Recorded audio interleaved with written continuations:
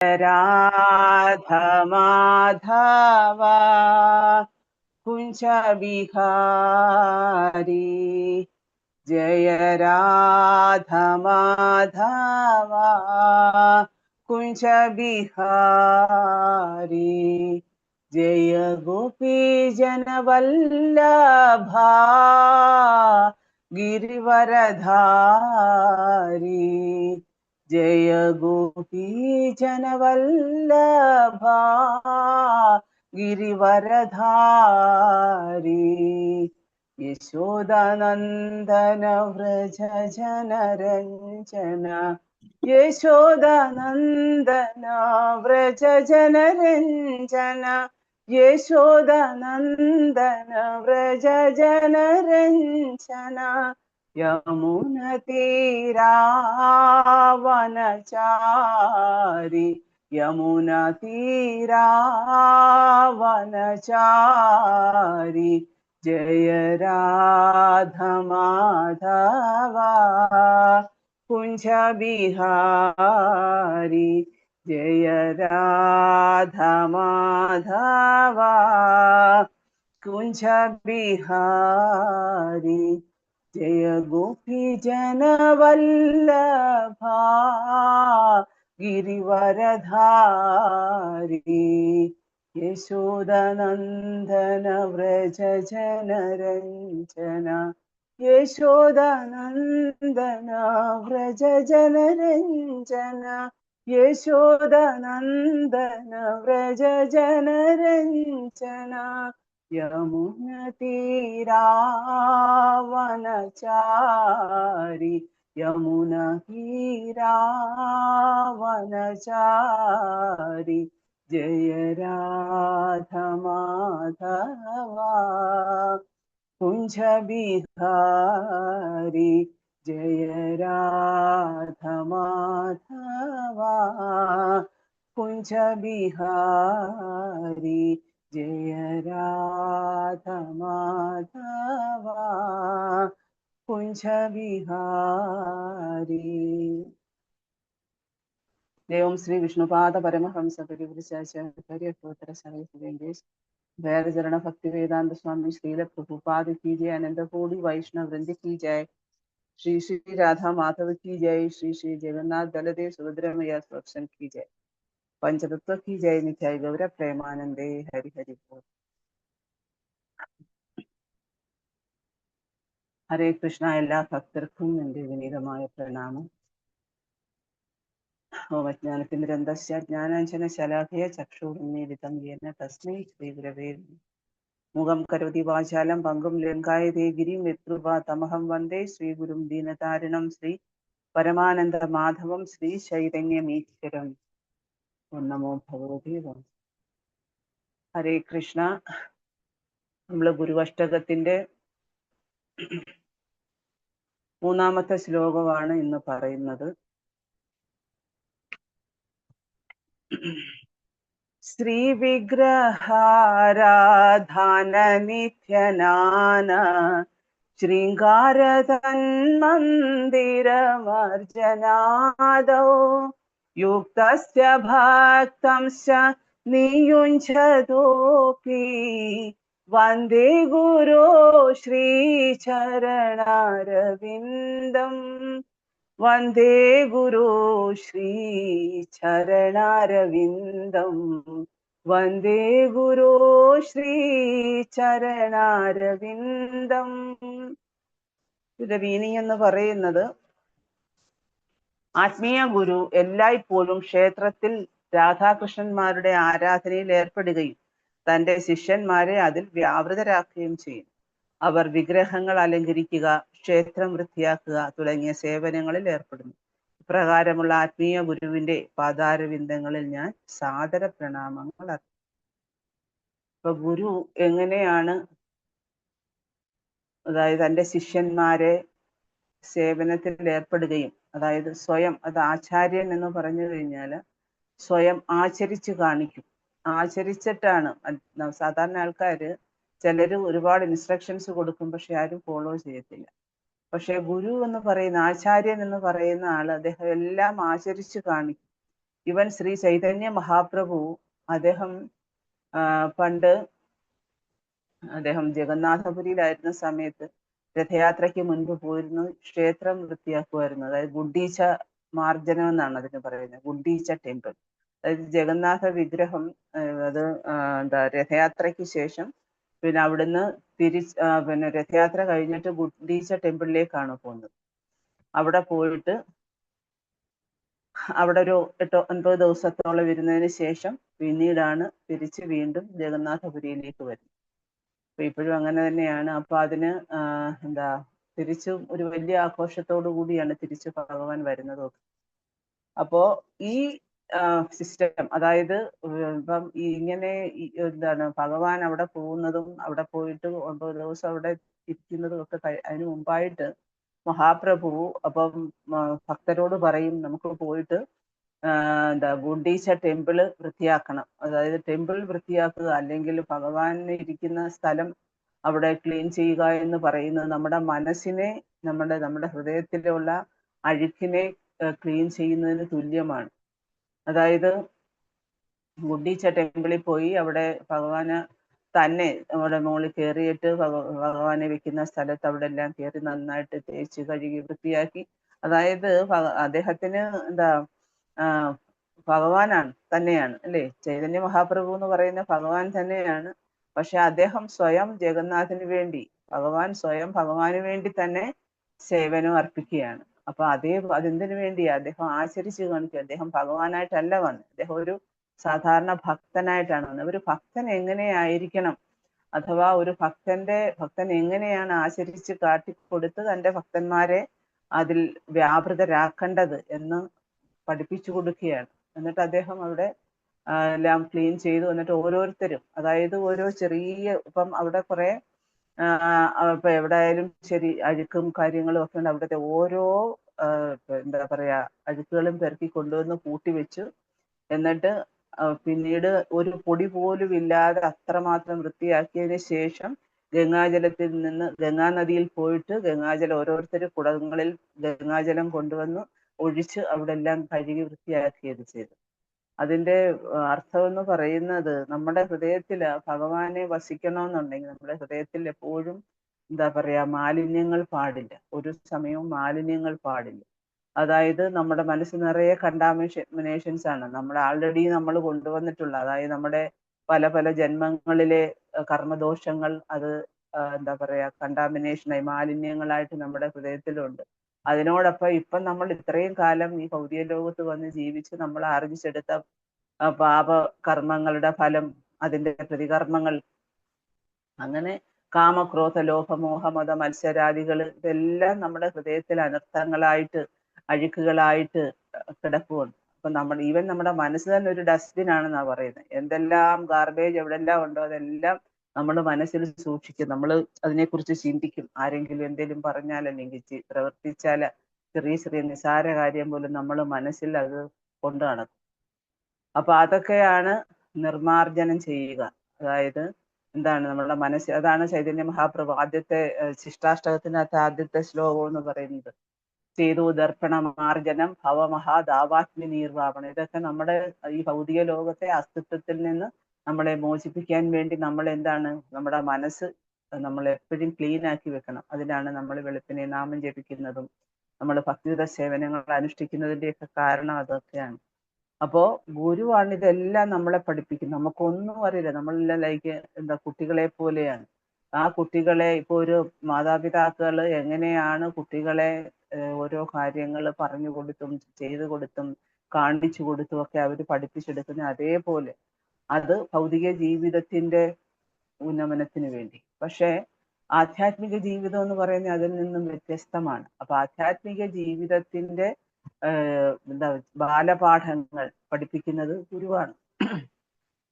ഈ ഗുരു അദ്ദേഹം എന്താ പറയാ എപ്പോഴും ക്ഷേത്രത്തിൽ രാധാകൃഷ്ണന്മാരുടെ ആരാധനയിൽ ഏർപ്പെടുന്നു. അദ്ദേഹം എപ്പോഴും എന്താ ചെയ്യുന്നത്, ഭഗവാനെ രാധാകൃഷ്ണ വിഗ്രഹത്തിന് പൂജാതി കർമ്മങ്ങൾ നേരം വെളുപ്പിനെ, നമുക്കറിയാം ഇപ്പൊ മായാപൂരിലായാലും മറ്റ് ഇസ്കോൺ ക്ഷേത്രങ്ങളിലൊക്കെ വൃന്ദാവനത്തിലും ഒക്കെ വെളുപ്പിനെ 4:30 മംഗളാരതി തുടങ്ങും. അതിനുശേഷം നരസിംഹാരതിയും കഴിഞ്ഞതിന് ശേഷം അമ്പലം ക്ലോസ് ചെയ്തിട്ട് പിന്നെ തുളസി ആരതി, പിന്നെ അതിന് ശേഷം പിന്നെ നാമജപം, പിന്നെ അതിനുശേഷം എന്താ പറയാ ഗുരുപൂജ, പിന്നെ അതിനുശേഷം ഭാഗവതം ക്ലാസ്, ഇതൊക്കെയാണ്. പിന്നെ അതിനുശേഷം പിന്നെ പ്രസാദം, പിന്നെ ആൾക്കാർ ഓരോരുത്തരെയായിട്ട് ഓരോ ഇതിനായിട്ട് നിയോഗിക്കും. ബുക്ക് ഡിസ്ട്രിബ്യൂഷൻ, പിന്നെ അല്ലെങ്കിൽ പ്രീച്ചിങ്. അപ്പൊ അങ്ങനെ പല തരത്തിലുള്ള സേവന കർമ്മങ്ങള് ഇങ്ങനെ അനുസ്യൂതം ഇങ്ങനെ നടന്നുകൊണ്ടിരിക്കും. അതാണ് ഓരോ ക്ഷേത്രത്തിന്റെയും പ്രത്യേകത. പിന്നെ അതുപോലെ തന്നെ അദ്ദേഹം ആരാധനയിൽ ഏർപ്പെടുന്നത് തന്നെയല്ല, അദ്ദേഹം തന്റെ ശിഷ്യന്മാരെ കൂടി അതിൽ വ്യാപൃതരാക്കും. അവരവര് ചെയ്യുക, അതാണ് ഡെലിഗേറ്റ് ചെയ്യുക. നമ്മൾ സേവനം ഇപ്പൊ തന്നെ പ്രഭു ഓരോരുത്തർക്കായിട്ട് പിന്നെ ഓരോരോ സേവനം ഓരോരുത്തരെ കൊണ്ട് ചെയ്യിക്കുകയാണ് പ്രഭു. അതാണ് നമ്മൾ ചെയ്യുന്നത്, ആദ്യം ചെയ്യുക, പിന്നെ ചെയ്ത് കാട്ടിക്കൊടുക്കുക, പിന്നെന്താ ചെയ്യുക, മറ്റുള്ളവരെ കൂടി അത് ചെയ്യാനായിട്ട് പ്രേരണ നൽകുക. അതാണ് ഏറ്റവും ഇമ്പോർട്ടൻ്റ് ആണ്. അപ്പൊ നമ്മൾ സർവീസ്, ചില ആൾക്കാരുണ്ട് ആ സർവീസ് ഈ സർവീസ് മറ്റേ സർവീസ് എല്ലാം തനിയെ അങ്ങ് ചെയ്യും, ആർക്കും സർവീസ് വിട്ടുകൊടുക്കത്തില്ല. പക്ഷെ അങ്ങനല്ല, സർവീസ് നമ്മൾ ഡെലിഗേറ്റ് ചെയ്യണം. എന്ന് വെച്ച് കഴിഞ്ഞാൽ എല്ലാവർക്കും ഡിസ്ട്രിബ്യൂട്ട് ചെയ്യണം സേവനങ്ങൾ. അപ്പൊ അതാണ് നമ്മളെ ഗുരു പഠിപ്പിക്കുന്നത്. പിന്നെ വിഗ്രഹങ്ങൾ അലങ്കരിക്കും. എന്തൊക്കെയാ ചെയ്യുന്നത് ആ ക്ഷേത്രങ്ങളിലാ? വെളുപ്പിനെ അവര് മംഗളാരതി കഴിഞ്ഞതിന് ശേഷം പിന്നെ വിഗ്രഹത്തിന് ഡ്രസ് എല്ലാം മാറ്റി 2 നേരം ഡ്രസ് അണിയിക്കും. അതായത് രാവിലെയും വൈകുന്നേരം, രാത്രി ശയനാരതിക്ക് മുൻപായി. അപ്പോൾ ഇതൊക്കെ ചെയ്തിട്ട് ശിഷ്യന്മാരെ അതിൽ വ്യാപൃതരാക്കുക. അപ്പൊ വിഗ്രഹത്തിനെ അലങ്കരിച്ചിട്ട് ക്ഷേത്രം അലങ്കരിക്കുക, ക്ഷേത്രം വൃത്തിയാക്കുക. അപ്പൊ ഇതൊക്കെ വലിയ സേവനമാണ്. ഇപ്പം നമ്മള് അംബരീഷ മഹാരാജാവിനെ കുറിച്ച് കേട്ടിട്ടുണ്ട്. അദ്ദേഹം എന്താ ചെയ്തത്? അദ്ദേഹത്തിന്റെ മനസ്സ് എപ്പോഴും ഭഗവാൻ, അദ്ദേഹത്തിന്റെ ശരീരത്തിന്റെ ഓരോ അംഗങ്ങളും അദ്ദേഹം ഭഗവാന്റെ സേവനത്തിന് വേണ്ടി വിനിയോഗിച്ചു. അദ്ദേഹത്തിന്റെ മനസ്സ് എപ്പോഴും ഭഗവാന്റെ പാതാര ബിന്ദങ്ങളിലായി. അദ്ദേഹത്തിന്റെ വാക്ക് എപ്പോഴും വൈകുണ്ഠ ഗുണാനുവർണ്ണനെ, എന്താണ് അതായത് മന കൃഷ്ണ പദാരവിന്ദയും, സദാസമയവും മനസ്സ് ഭഗവാന്റെ പാതാരവിന്ദങ്ങളിൽ വ്യാപിച്ചിരുന്നു. അദ്ദേഹത്തിന്റെ വാക്കുകൾ വൈകുണ്ഠ ഗുണാനുവർണ്ണനെ, അതായത് എന്താ വൈകുണ്ഠത്തിന്റെ അതായത് ഗോലോകത്തിലെ ആധ്യാത്മിക ലോകങ്ങളിലെ ഗുണങ്ങൾ വർണ്ണിക്കാനായിട്ട് നാം ഉപയോഗിച്ചിരുന്നു.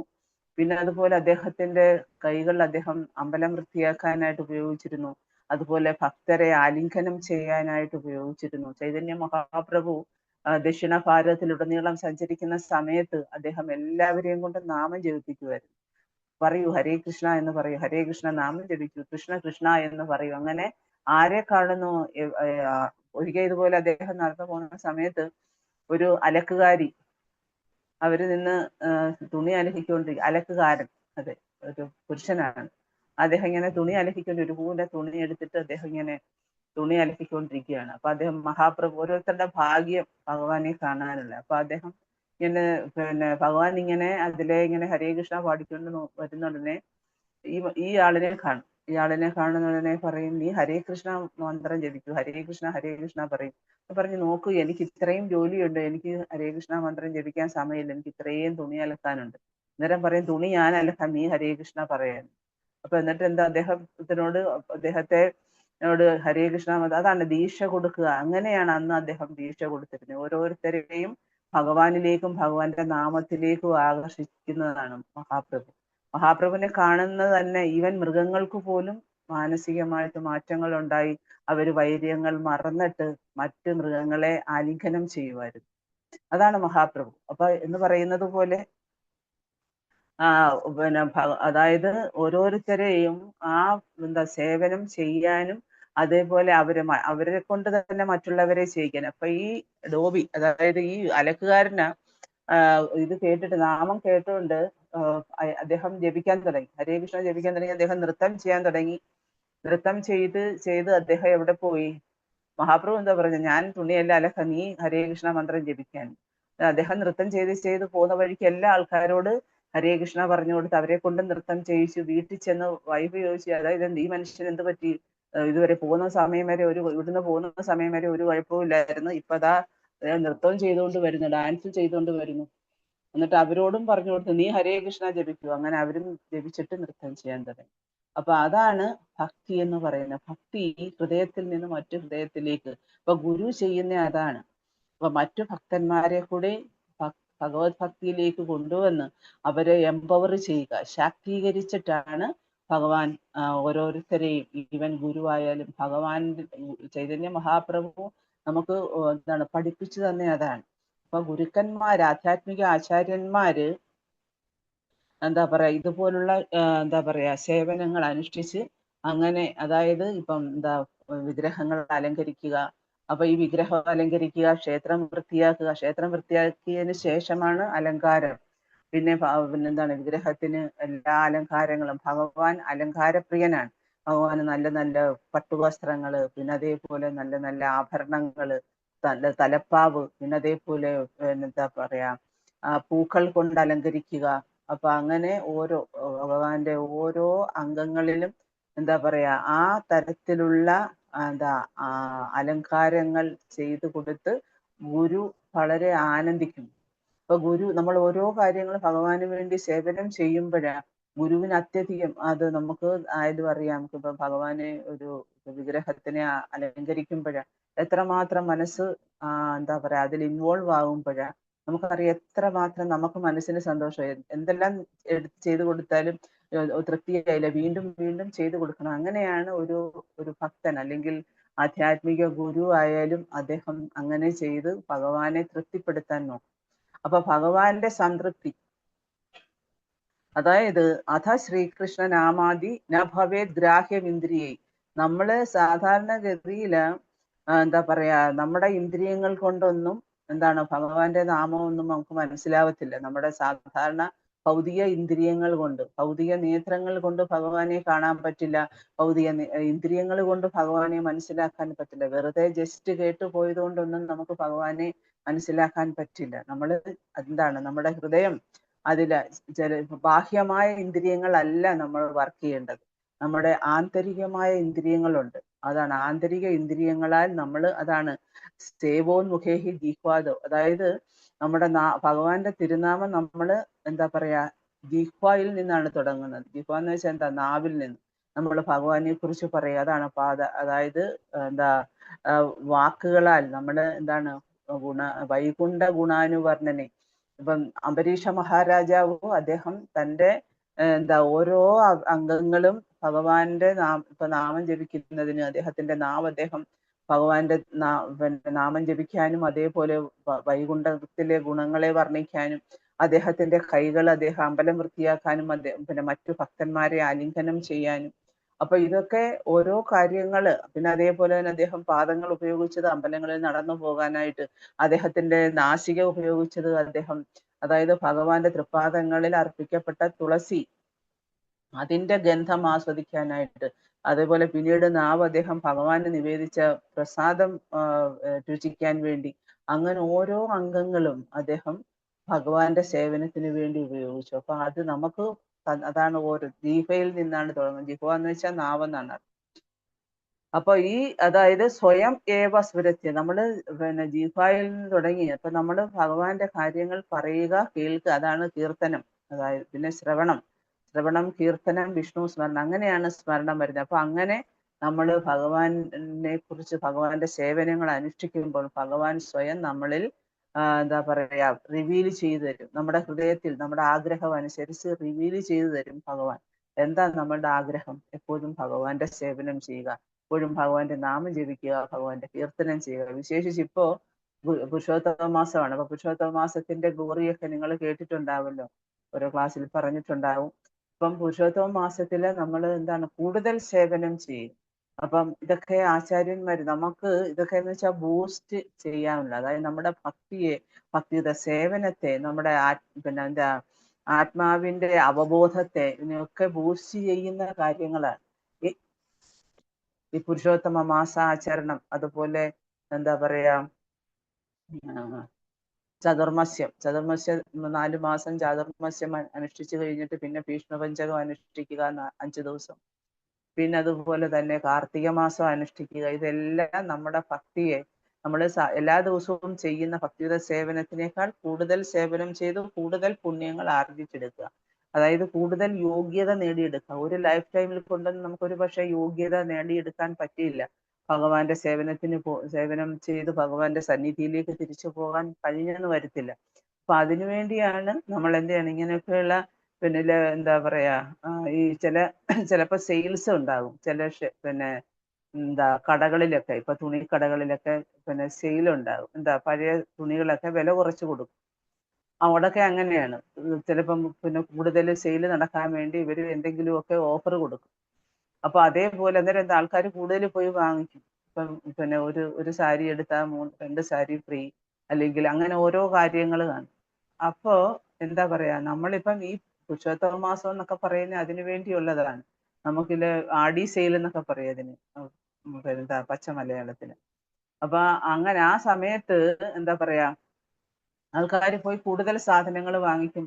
അപ്പം കടക്കാർക്കും അത് പിന്നെ വാങ്ങിക്കുന്നവർക്കും രണ്ടു കൂട്ടർക്കും ഒരേപോലെ ബെനിഫിറ്റ് ആണ്. എന്ന് പറയുന്ന പോലെ നമ്മൾ ഭഗവാന്റെ സേവനം ചെയ്യുമ്പോൾ നമ്മൾ ഈ പറഞ്ഞിട്ടുള്ള നാരദമുനി പറയുന്നത്, നമ്മൾ ഭഗവാന്റെ ഗുണാനുവർണ്ണനം, ഭഗവത് കഥകൾ എന്നും പറഞ്ഞുകൊണ്ടിരിക്കണം. അപ്പം പക്ഷെ ഈ പിന്നെ എല്ലാ ദിവസവും നമ്മൾ പറയുന്നു, എല്ലാ ദിവസവും നാമം ജപിക്കുന്നു, നമ്മളെ കൊണ്ടൊക്കുന്ന സേവനങ്ങൾ ചെയ്യുന്നെങ്കിലും ഇതുപോലുള്ള തിഥിയിലൊക്കെ ഭഗവാന്റെ പ്രത്യേക അനുഗ്രഹം ഉണ്ടായിട്ട് ചില മാസങ്ങളില്, ചില തിഥികളില്, ചില ദിവസങ്ങളിൽ, ഇപ്പൊ ഏകാദശി ദിവസം, അപ്പോഴൊക്കെ നമ്മൾ കൂടുതൽ നാമം ജപിക്കുന്നത് എന്തിനു വേണ്ടിയാണ്? കൂടുതൽ അനുഗ്രഹത്തിന് വേണ്ടിയാണ്, അല്ലെ? നമ്മൾ കൂടുതൽ യോഗ്യത നേടാൻ വേണ്ടിയാണ്. ഇതൊക്കെ ഭഗവാൻ തരുന്ന ഓഫറാണ് നമുക്ക്. ഈ ഒരു മാസം, പുരുഷോത്തമ മാസം ആചരിക്കുന്നതിന് ഒരുപാട് പുണ്യങ്ങളെ, ഒരുപാട് നിന്റെ കർമ്മദോഷങ്ങളെ, അതായത് പണ്ടൊക്കെ ചെയ്തിട്ടുള്ള എല്ലാ കർമ്മദോഷങ്ങളെയും നിനക്ക് ഭസ്മീകരിക്കാൻ നീ ചെയ്തോളൂ. ഭഗവാൻ നമുക്ക് തരുന്ന ഓഫേഴ്സാണ്. എന്ന് പറഞ്ഞതുപോലെ നമ്മൾ അങ്ങനെ ഓരോന്നും നമ്മുടെ സേവനങ്ങൾ നമ്മുടെ ഗുരുവിന്റെ അനുഗ്രഹത്താൽ, ഇപ്പൊ നമ്മൾ ഗുരു പറഞ്ഞു തരുന്ന കാര്യങ്ങളാണ് ഇതെല്ലാം നമുക്ക്, അല്ലെ? ഇപ്പൊ നമുക്ക് ഇതിനെ കുറിച്ച് ആക്ച്വലി നമ്മൾ കൃഷ്ണ കോൺഷ്യസ്നെസ്സിലും അതിന്റെ സേവന കർമ്മങ്ങളെ കുറിച്ചൊക്കെ നമ്മൾ സീറോയാണ്. നമ്മുടെ ഗുരുക്കന്മാരാണ്, അല്ലെങ്കിൽ നമ്മുടെ ആചാര്യന്മാരാണ് നമുക്ക് എന്താ സേവനത്തെക്കുറിച്ചും അതിന്റെ മഹിമയെക്കുറിച്ചും. നമ്മൾ വിചാരിക്കുമോ, ചില ആൾക്കാരതൊരു ബർഡനായിട്ടോ, പിന്നെ എഴുന്നേൽക്കണം, ആദ്യമൊക്കെ ഭയങ്കര ഒരു ബുദ്ധിമുട്ട് പോലെ തോന്നിയെങ്കിലും കാലക്രമേണ നമ്മൾ അതിനെയൊക്കെ എന്താണ് അതായത് ആസ്വദിക്കുകയാണ്. പിന്നെ എഴുന്നേൽക്കുക, നാമം ജപിക്കുക, ഭഗവാനെ മംഗളാരതി ചെയ്യുക, സംഖ്യ, നാമ, ഗാന, നടിപി എന്ന് പറയും. അതായത് ഷഡ്ഗോസ്വാമി അഷ്ടകത്തിൽ പറയുന്നുണ്ട്. അപ്പൊ ഇതൊക്കെയാണ് നമ്മുടെ ആചാര്യന്മാര് നമ്മളെ പഠിപ്പിച്ചു തരുന്നത്. അപ്പം നമ്മൾ അതിനുവേണ്ടിയാണ് ഭാഗവതത്തിൽ ഇതിനെക്കുറിച്ച് ഒരുപാട് എക്സ്പ്ലനേഷൻ. ഇപ്പൊ തന്നെ അന്തരീക്ഷ മഹാരാജാവിന്റെ കാര്യം പറഞ്ഞതാണ്. അദ്ദേഹത്തിന്റെ ശരീരത്തിലെ ഓരോ അംഗങ്ങളും അദ്ദേഹം ഭഗവാന്റെ സേവനത്തിന് വേണ്ടി വിനിയോഗിച്ചു. കുലശേഖര ആൾവാർ, അദ്ദേഹം മുകുന്ദമാല സ്തോത്രം എഴുതിയ ആളാണ്. കുലശേഖര വലിയ രാജാവായിരുന്നു. പക്ഷെ അദ്ദേഹം എന്ന് വെച്ചാൽ അദ്ദേഹത്തിന് യാതൊരു എന്താ പറയാ ഭൗതികമായിട്ടുള്ള യാതൊരു അഭിലാഷങ്ങളും ഉണ്ടായിരുന്നില്ല. അദ്ദേഹം എന്താ ചെയ്തത്, എപ്പോഴും ഭഗവാന്റെ സേവനം ചെയ്യുക, അദ്ദേഹം ഭഗവാന്റെ നാമം ജപിക്കുക, അതുപോലെ ഭക്തന്മാരുമായിട്ട് മീറ്റ് ചെയ്യുക, ഭഗവത് കഥകൾ ശ്രവിക്കുക, അത് സ്മരിക്കുക, അതിനെ ആവർത്തിച്ച് കീർത്തനം ചെയ്യുക. അപ്പൊ ഇതൊക്കെയാണ് ഭക്തി എന്ന് പറയുന്നത്. അപ്പൊ ഭഗവാന്റെ സേവനത്തിൽ ഓരോ തരത്തിലുള്ള പലവിധ സേവനങ്ങളുണ്ട്. ഈ സേവനങ്ങളെല്ലാം ഭഗവാന് വേണ്ടി സമർപ്പിക്കുമ്പോഴാണ് ഭക്തൻ യഥാർത്ഥത്തിൽ, അതാണ് നമ്മുടെ ആത്മാവ് നമ്മളെ എന്താ പറയാ അത്യുന്നതമായ അതീന്ദ്രിയ ഒരു അവസ്ഥയിലേക്ക് നമ്മളെ കൊണ്ടുപോകും. അപ്പം നമ്മളിപ്പോ വിഗ്രഹാരാധന, അതുപോലെ തന്നെ എന്താ ക്ഷേത്രം വൃത്തിയാക്കുക, പിന്നെ അതുപോലെ ഭഗവാന്റെ വിഗ്രഹങ്ങൾ അലങ്കരിക്കുക, ഈ തുടങ്ങിയ കാര്യങ്ങളൊക്കെ നമ്മൾ എന്താ പറയാ അത് പിന്നെ നമ്മൾ ആദ്യം പിന്നെ നാമജപം, പിന്നെ അത് കഴിഞ്ഞ് അത് കീർത്തനം ചെയ്യുക, പിന്നീട് അത് എന്താ പറയാ ഭഗവാനെ സ്മരിക്കുക, പിന്നെ അർച്ചനം. അപ്പൊ അർച്ചനത്തിൽ വരുന്നതാണ് ഇതെല്ലാം. ഭഗവാന്റെ ആരാധന, അതായത് അർച്ചനത്തിൽ വരുമ്പോഴാണ് പിന്നെ നമ്മൾ ഭഗവാനെ അലങ്കരിക്കുന്നതും, അതുപോലെ തന്നെ ക്ഷേത്രം വൃത്തിയാക്കുന്നതും എല്ലാം അലങ്കാരത്തിൽ വരുന്നതാണ്. അപ്പോ ഭഗവാന്റെ ഈ തരത്തിലുള്ള സേവനം ഇപ്പൊ തന്നെ നമ്മള് എന്താ ചൈതന്യ ചരിതാമൃതത്തിലെ മാധവേന്ദ്രപുരിയുടെ ഒരു കഥയാണ്. അപ്പൊ മാധവേന്ദ്രപുരി എന്ന് പറഞ്ഞ അദ്ദേഹം ഒരു മഹാഭക്തനാണ് ഭഗവാന്റെ. അദ്ദേഹം ഒരു ദിവസം ഇങ്ങനെ വൃന്ദാവനത്തില് വന്നിട്ട് അദ്ദേഹം ഇങ്ങനെ നാമം ജപിച്ചുകൊണ്ടിരിക്കുമ്പോൾ ഒരു കുട്ടി വന്നിട്ട് പറയും, അദ്ദേഹം ഇങ്ങനെ യാചിക്കത്തൊന്നുമില്ല, സന്യാസിയാണ് അദ്ദേഹം, ഭിക്ഷ യാചിക്കത്തൊന്നുമില്ല. എവിടെങ്കിലും പോയിരുന്ന് നാമം ജപിക്കും, ആരെങ്കിലും എന്തെങ്കിലും കൊണ്ട് കൊടുക്കുവാണെങ്കിൽ കഴിക്കും. അപ്പൊ അദ്ദേഹം ഇങ്ങനെ നാമം ജപിച്ചുകൊണ്ടിരിക്കുന്ന സമയത്ത് ഒരു ബാലൻ വന്നിട്ട് ചോദിക്കും, പിന്നെ നിങ്ങൾ എന്താ ഇവിടെ ഇങ്ങനെ പിന്നെ ഭിക്ഷയൊന്നും യാചിക്കാതെ, ഇവിടെ വരുന്നവരാരും പട്ടിണി കിടക്കാൻ പാടില്ല, ഭിക്ഷ യാചിച്ച് നിങ്ങൾ എന്തെങ്കിലും കഴിക്കണം, ഇതിത്ര ഏത് തരത്തിലുള്ള എന്താ പറയാ ഈശ്വരാരാധനയാണിത്, ഇവിടെ ആരും പട്ടിണി കിടക്കുന്നത് എനിക്കിഷ്ടമല്ല എന്ന് പറഞ്ഞിട്ട് ഒരു കുടം പാല് കൊണ്ട് കൊടുത്തിട്ട് പറയും, ഇത് വില്ലേജിലെ ഒരു സ്ത്രീ എനിക്ക് തന്നു വിട്ടതാണ് നിങ്ങൾക്ക് തരാനായിട്ട്.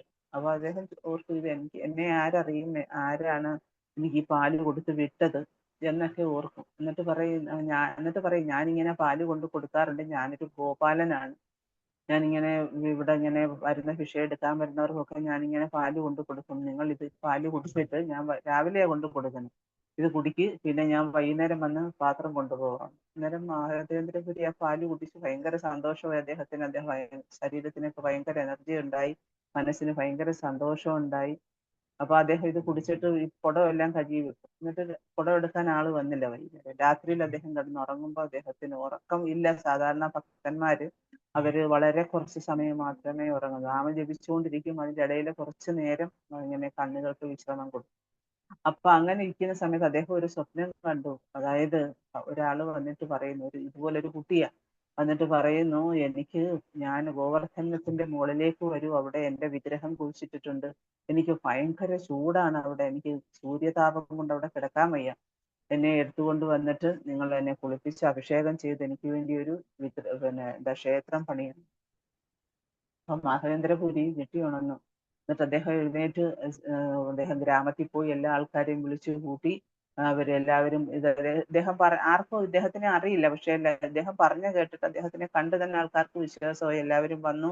ഈ എല്ലാവരും ഗോവർദ്ധന്റെ മുകളിൽ പോയി ഇങ്ങനെ അവര് പൂന്താലിയും ഇതെല്ലാം എടുത്ത് കൊണ്ടുവന്ന് വിഗ്രഹം കുഴിച്ചെടുത്ത് ഭയങ്കര വെയിറ്റുള്ള വിഗ്രഹമാണ്. അപ്പൊ എന്നിട്ട് എന്ത് ചെയ്തു, അവിടെ അമ്പലമൊന്നും പണിഞ്ഞില്ല, വെറുതെ ഒരു കല്ലെടുത്ത് വെച്ച് അതിന് സപ്പോർട്ട് കൊടുത്ത് ഈ വിഗ്രഹം വെച്ചിട്ട് അതിന് ആൾക്കാർ യമുനാ നദിയിൽ പോയി വെള്ളം കൊണ്ടുവന്ന് അദ്ദേഹത്തിനെ ഭഗവാനെ അഭിഷേകം ചെയ്തു. പിന്നെ ആൾക്കാർ ഓരോരുത്തരായിട്ട് മാധവേന്ദ്രപുരി എല്ലാവരെയും ഇൻസ്ട്രക്ട് ചെയ്തു, നിങ്ങൾ ഓരോരുത്തരും ഓരോ സാധനങ്ങൾ കൊണ്ടുവരും, നമുക്ക് വിഗ്രഹം ഇപ്പൊ തന്നെ പ്രതിഷ്ഠിച്ച് വിഗ്രഹം ആരാധന തുടങ്ങാം. അപ്പൊ അങ്ങനെ എല്ലാവരും വിഗ്രഹത്തിന് വേണ്ട എല്ലാ സാധന സാമഗ്രികളും കൊണ്ടുവന്ന് രാവിലെയാ, രാത്രി സ്വപ്നം കണ്ട് രാവിലെ അവിടെ ക്ഷേത്രം ആരാധന തുടങ്ങി. അതായത് രാത്രിയിൽ അദ്ദേഹം ഭഗവാൻ സ്വപ്നത്തിൽ വന്ന് ഇത്രയും കാര്യങ്ങൾ പറഞ്ഞ് രാവിലെ വെളുപ്പിനെ അദ്ദേഹം എഴുന്നേറ്റ് പോയി എല്ലാ ഗ്രാമവാസികളെയും കൂട്ടിക്കൊണ്ടുവന്ന് ഇത്രയും കാര്യങ്ങൾ ചെയ്തു. ഭഗവാനെ ഒരുപാട് വെള്ളം കൊണ്ടുവന്ന് 99 കുടം യമുനാ നദിയിലെ വെള്ളം കൊണ്ടുവന്നാണ് ഇതിന് അഭിഷേകം ചെയ്തെല്ലാം വൃത്തിയാക്കി. പിന്നെ അതിന് അഭിഷേകം നടത്താനുള്ള പാല്, തൈര്, നെയ്യ് ഇതെല്ലാം ആൾക്കാർ കൊണ്ടുവന്നു. പിന്നെ അതുപോലെ ഷുഗർ കെയിൻ വാട്ടർ, പിന്നെ അതേപോലെ പഞ്ചഗവ്യം, പശുവിന്റെ തന്നെ പാല്, പിന്നെ തൈര്, നെയ്യ്, പിന്നെ ചാണകം, മൂത്രം ഇതെല്ലാം കൊണ്ടുവന്നു പിന്നീട് അഭിഷേകം ചെയ്തു. പിന്നീട് ഭഗവാന് ഇവരെല്ലാം അദ്ദേഹം പറഞ്ഞു, നിങ്ങൾ എല്ലാവരും ഭഗവാന് നിവേദ്യങ്ങൾ കൊണ്ടുവരണം. അങ്ങനെ കൊണ്ടുവന്ന് വൈകുന്നേരം അന്നക്കൂട്ട് സെറിമണി നടത്തി. അപ്പൊ നമ്മള് അന്നക്കൂട്ട് സെറിമണി എന്ന് പറയുന്നത് ആക്ച്വലി ഗോവർദ്ധന പൂജയ്ക്കാണ്. ഇവിടെ ഭഗവാൻ തന്നെയാണ് ഗോവർദ്ധനത്തിന്റെ മുകളിലെ ഗോപാലൻ ആണ്, ഗോപാല വിഗ്രഹം. അപ്പൊ അദ്ദേഹം ഇങ്ങനെ ഇതെങ്ങനെ ഇവിടെ വന്നെന്ന് വെച്ച് കഴിഞ്ഞാല് അപ്പൊ അദ്ദേഹം പറയുന്നുണ്ട്, ഇങ്ങനെ ഒരു പ്രീസ്റ്റ് ഇങ്ങനെ പണ്ടൊക്കെ ഈ മുഗൾ സാമ്രാജ്യത്തിലെ ആൾക്കാര് ഇങ്ങനെ അമ്പലങ്ങളൊക്കെ തല്ലിപ്പൊളിക്കാനായിട്ട് ചെയ്യുമായിരുന്നു. ഔറംഗസേബിന്റെ ഒക്കെ കാലത്ത്. ഇപ്പൊ നമ്മൾ ചെല്ലുമ്പോ അറിയാം, വൃന്ദാവനത്തിലെ മദൻ മോഹൻ ക്ഷേത്രത്തില അവിടെ അതിന്റെ ആ മേൽവശം ഒക്കെ ഭയങ്കര ഗോപുരമായിരുന്നു, അതെല്ലാം തട്ടിക്കളഞ്ഞ്. അതൊക്കെ അപ്പൊ അവിടുത്തെ മദൻ മോഹൻ വിഗ്രഹം, ഗോവിന്ദ വിഗ്രഹം, ഗോപിനാഥ വിഗ്രഹം, ഈ വിഗ്രഹമൊക്കെ ജയ്പൂരിലേക്ക് കൊണ്ടുപോയി. ഒറിജിനൽ വിഗ്രഹം ഇപ്പോഴും അവിടെയാണ്. അപ്പൊ അന്നൊക്കെയുള്ള രാജാക്കന്മാർ അവരൊക്കെ ഭയങ്കര ഭക്തിയുള്ളവരാണ്. അപ്പോ എന്ന് പറയുന്നത് പോലെ ഇപ്പൊ ഇവിടെ ആയാലും അദ്ദേഹം പറഞ്ഞത്, പ്രീസ്റ്റ് എന്നെ ആരാധിച്ചുകൊണ്ടിരുന്നതാണ്, പക്ഷെ ഈ പ്രീസ്റ്റ് എന്നെ ഇവിടെ കൊണ്ടുവന്ന് കുഴിച്ചിട്ടിട്ട് അദ്ദേഹം ഓടിപ്പോയതാണ്. അപ്പൊ അത്രയും നാളുകൊണ്ട് ഞാനിങ്ങനെ ഈ ചൂടും വെയിലും, ഗോവർദ്ധനത്തിന്റെ മലയുടെ മേളിലാണ്, അത്രയും ചൂടാണ്, ഇതെല്ലാം അനുഭവിച്ചുകൊണ്ട് ഞാൻ ഇത്രയും കാലം ഇവിടെ കിടന്നതാണ്. അതുകൊണ്ടാണ് എന്നെ എടുത്ത് എന്നെ അഭിഷേകം ചെയ്ത് എന്നെ ദേഹം തണുപ്പിച്ച് എനിക്ക് എന്നെ ക്ഷേത്രം പണിയണമെന്നൊക്കെ പറഞ്ഞു. അങ്ങനെ ഒരൊറ്റ ദിവസം കൊണ്ടാണ് ഇത്രയും കാര്യങ്ങൾ മാധവേന്ദ്രപുരി ചെയ്തത്. അദ്ദേഹം തന്നെ ആ ഗ്രാമവാസികളെയൊക്കെ ഒന്നിച്ചു കൂട്ടി അദ്ദേഹം അവർക്ക് വേണ്ട നിർദ്ദേശങ്ങളൊക്കെ കൊടുത്ത് ഭഗവാന് വൈകുന്നേരം ആയപ്പോഴത്തേക്ക് ഭഗവാനെ എന്താ അലങ്കരിച്ച് ഭഗവാന് എന്താ ടെമ്പിളൊന്നും ഇല്ല, ജസ്റ്റ് പിന്നെ ഒരു സപ്പോർട്ടിന് ഒരു കല്ലെടുത്ത് വെച്ചിട്ട് ഈ വിഗ്രഹം അതേ ചേർത്ത് വെച്ചിട്ട് ബാക്കി എല്ലാ കാര്യങ്ങളും അവര് എന്തെല്ലാം ഒരു ടെമ്പിളിൽ ചെയ്യാവോ അതെ ആ കാര്യങ്ങളെല്ലാം ആ ഗ്രാമവാസികളുടെ സഹായത്തോടു കൂടി മാധവേന്ദ്രപുരി ചെയ്തു. എന്നിട്ട് പിന്നീട് ഓരോരുത്തർ വന്നിട്ട് പിന്നെ എന്നും ഭഗവാന് വേണ്ടി പിന്നെ വസ്ത്രങ്ങള്, ആഭരണങ്ങള്, പിന്നെ അതുപോലെ തന്നെ എന്താ പറയാ രത്നങ്ങള്, പിന്നെ അതുപോലെ ഭക്ഷണ പദാർത്ഥങ്ങള്, പിന്നെ അതുപോലെ എന്താ പാല്, വെണ്ണ, നെയ്യ്, ഇതെല്ലാം കൊണ്ടുവന്ന് കൊടുക്കുമായിരുന്നു. അപ്പൊ അങ്ങനെ മാധവേന്ദ്രപുരി പിന്നെ ഒരു ദിവസം വീണ്ടും ഒരു സ്വപ്നം, എനിക്ക് ദേഹത്ത് പിന്നെ ഇതുവരെയും ചൂട് കുറഞ്ഞിട്ടില്ല, ഇപ്പോഴും ആ താപം ഇപ്പോഴും എൻ്റെ ശരീരത്തിനുണ്ട്, അതുകൊണ്ട് തന്നെ ചന്ദന ലേപനം ചെയ്യണം. അങ്ങനെ സ്വപ്നം കണ്ട് ജഗന്നാഥപുരിയിൽ പോയി അവിടുന്ന് ചന്ദനം കൊണ്ടുവരണം, കൊണ്ടുവന്ന് എൻ്റെ ദേഹത്ത് അത് അരച്ചു പുരട്ടണം. അപ്പൊ മാധവേന്ദ്രപുരിക്ക് ഭയങ്കര സന്തോഷമായി. നോക്കൂ ഭഗവാന് എത്ര പ്രാവശ്യം അദ്ദേഹത്തിന്റെ പിന്നെ സ്വപ്നത്തിൽ വരുന്നത്. അപ്പൊ അദ്ദേഹം എന്ത് ചെയ്തു, കുറച്ച് ബ്രാഹ്മണരെയൊക്കെ, അതായത് ബ്രാഹ്മണരെന്ന് വെച്ചാൽ അവരൊക്കെ സ്മാർത്ത ബ്രാഹ്മണരെന്നാണ് അവരെ അറിയപ്പെടുന്നത്. അവരാരും ഈ വൈഷ്ണവ ക്ഷേത്രങ്ങളില, ഇപ്പൊ നമ്മുടെ ഏതൊരു വൈഷ്ണവ ക്ഷേത്രത്തിലായാലും ഈ സ്മാർത്ത ബ്രാഹ്മണരെ കൊണ്ട് പൂജ ചെയ്യിക്കത്തില്ല. അവര് ഗുരുവിന്റെ പിന്നെ ഇനിഷ്യേഷൻ സ്വീകരിച്ച് ബ്രാഹ്മണ ദീക്ഷ എടുത്ത്, ചിലര് സന്യാസവും സ്വീകരിച്ച്, അങ്ങനെയാണ് ബ്രാഹ്മണ ദീക്ഷ സ്വീകരിച്ചതിന് ശേഷമാണ്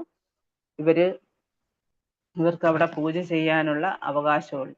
അപ്പൊ എന്ന് പറയുന്നത് പോലെ ഈ മാധവേന്ദ്രപുരി അവിടുത്തെ പിന്നെ ഗ്രാമത്തിലെ ബ്രാഹ്മണരെ എല്ലാം വിളിച്ചുകൊണ്ട് വന്ന് അവർക്ക് ദീക്ഷ കൊടുത്ത് അതിനുശേഷം അവരെ എന്താ പറയാ ഈ പൂജാതി കർമ്മങ്ങളൊക്കെ ശാശ്വതമായിട്ട് അവർക്ക് ഏൽപ്പിച്ചു കൊടുത്തതിന് ശേഷമാണ് അദ്ദേഹം ജഗന്നാഥപുരിയിൽ പോയത്. അവിടുന്ന് ജഗന്നാഥപുരിയിൽ പോകുന്ന വഴിക്ക് രമുണ എന്ന് പറഞ്ഞ ഒരു സ്ഥലമുണ്ട്. അവിടെ ചെന്ന് അവിടെ ഒരു ക്ഷേത്രമുണ്ട്, ഗോപിനാഥ ക്ഷേത്രം.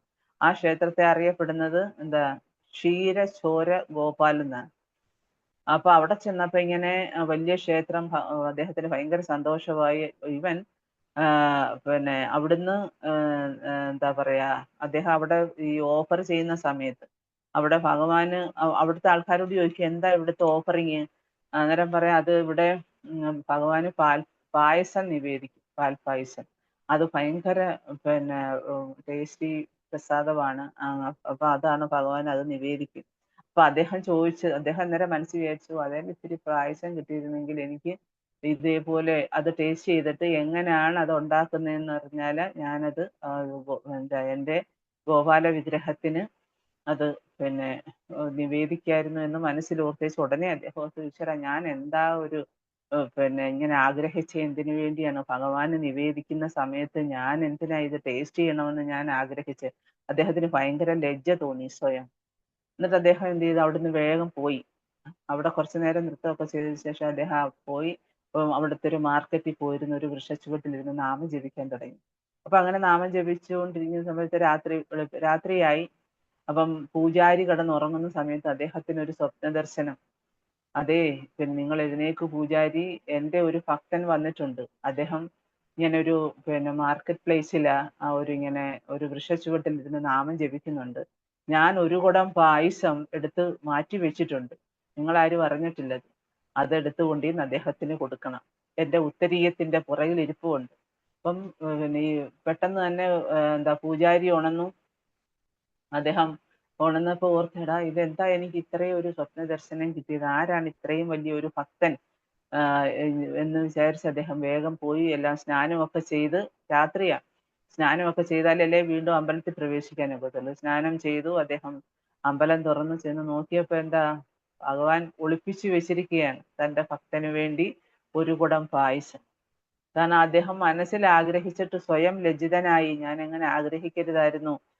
അദ്ദേഹം ആഗ്രഹിച്ച എന്തിനു വേണ്ടിയായിരുന്നു, ഇതുപോലുള്ള പായസം എൻ്റെ ഗോപാലനും സമർപ്പിക്കാം എന്ന് വിചാരിച്ചു. അപ്പൊ അതാണ് ഭഗവാൻ പരമാത്മാവാണ്. എല്ലാവരുടെയും ഹൃദയത്തിൽ നമ്മൾ എന്താഗ്രഹിക്കുന്നു, എന്ത് വിചാരിക്കുന്നു ഒക്കെ ഭഗവാൻ മനസ്സിലാക്കാൻ പറ്റും. അപ്പൊ ഭഗവാൻ പെട്ടെന്ന് തന്നെ ഈ പൂജാരി ഈ പായസം അദ്ദേഹത്തിന്റെ ഉത്തരീയത്തിന്റെ പിറകിൽ ഒളിപ്പിച്ചു വെച്ചിരുന്നത് എടുത്തുകൊണ്ട് ചെന്ന് പിന്നെ കതവ് തുറന്നിറങ്ങി വെളിയിൽ പോയി ഈ പിന്നെ വ്യാപാര സ്ഥലത്ത് അവിടെ ചെന്നു.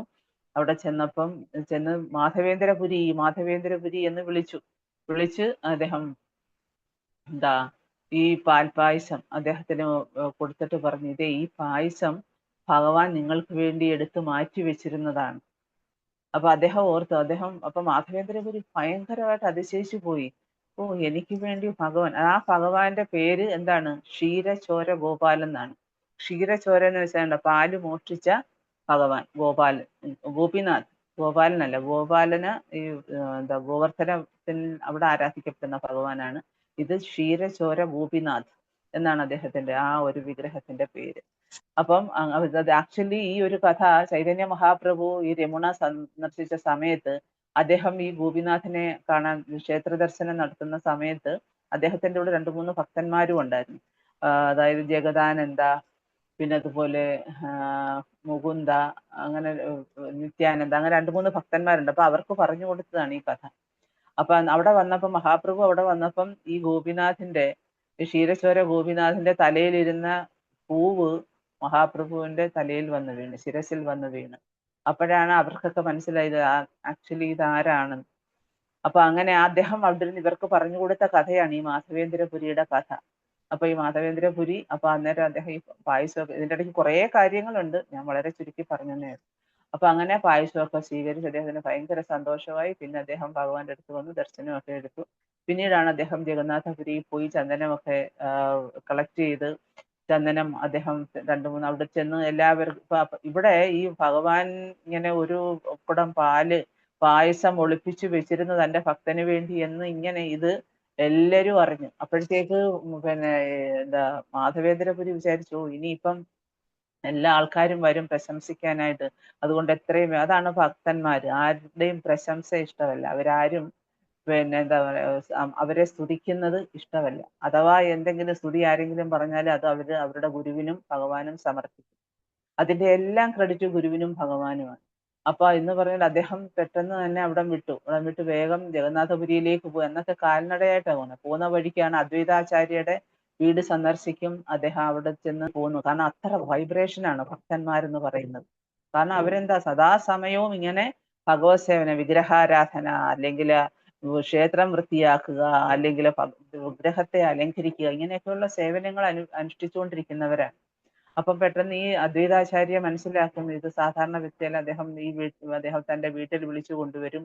അങ്ങനെ അപേക്ഷിച്ച് അദ്ദേഹത്തിന് ദീക്ഷ കൊടുക്കുന്നത് മാധവേന്ദ്രപുരിയാണ്, അദ്വൈതാചാര്യക്ക്. നമ്മുടെ പഞ്ചതത്വത്തിലെ ഒരാളാണ് അദ്വൈതാചാര്യ.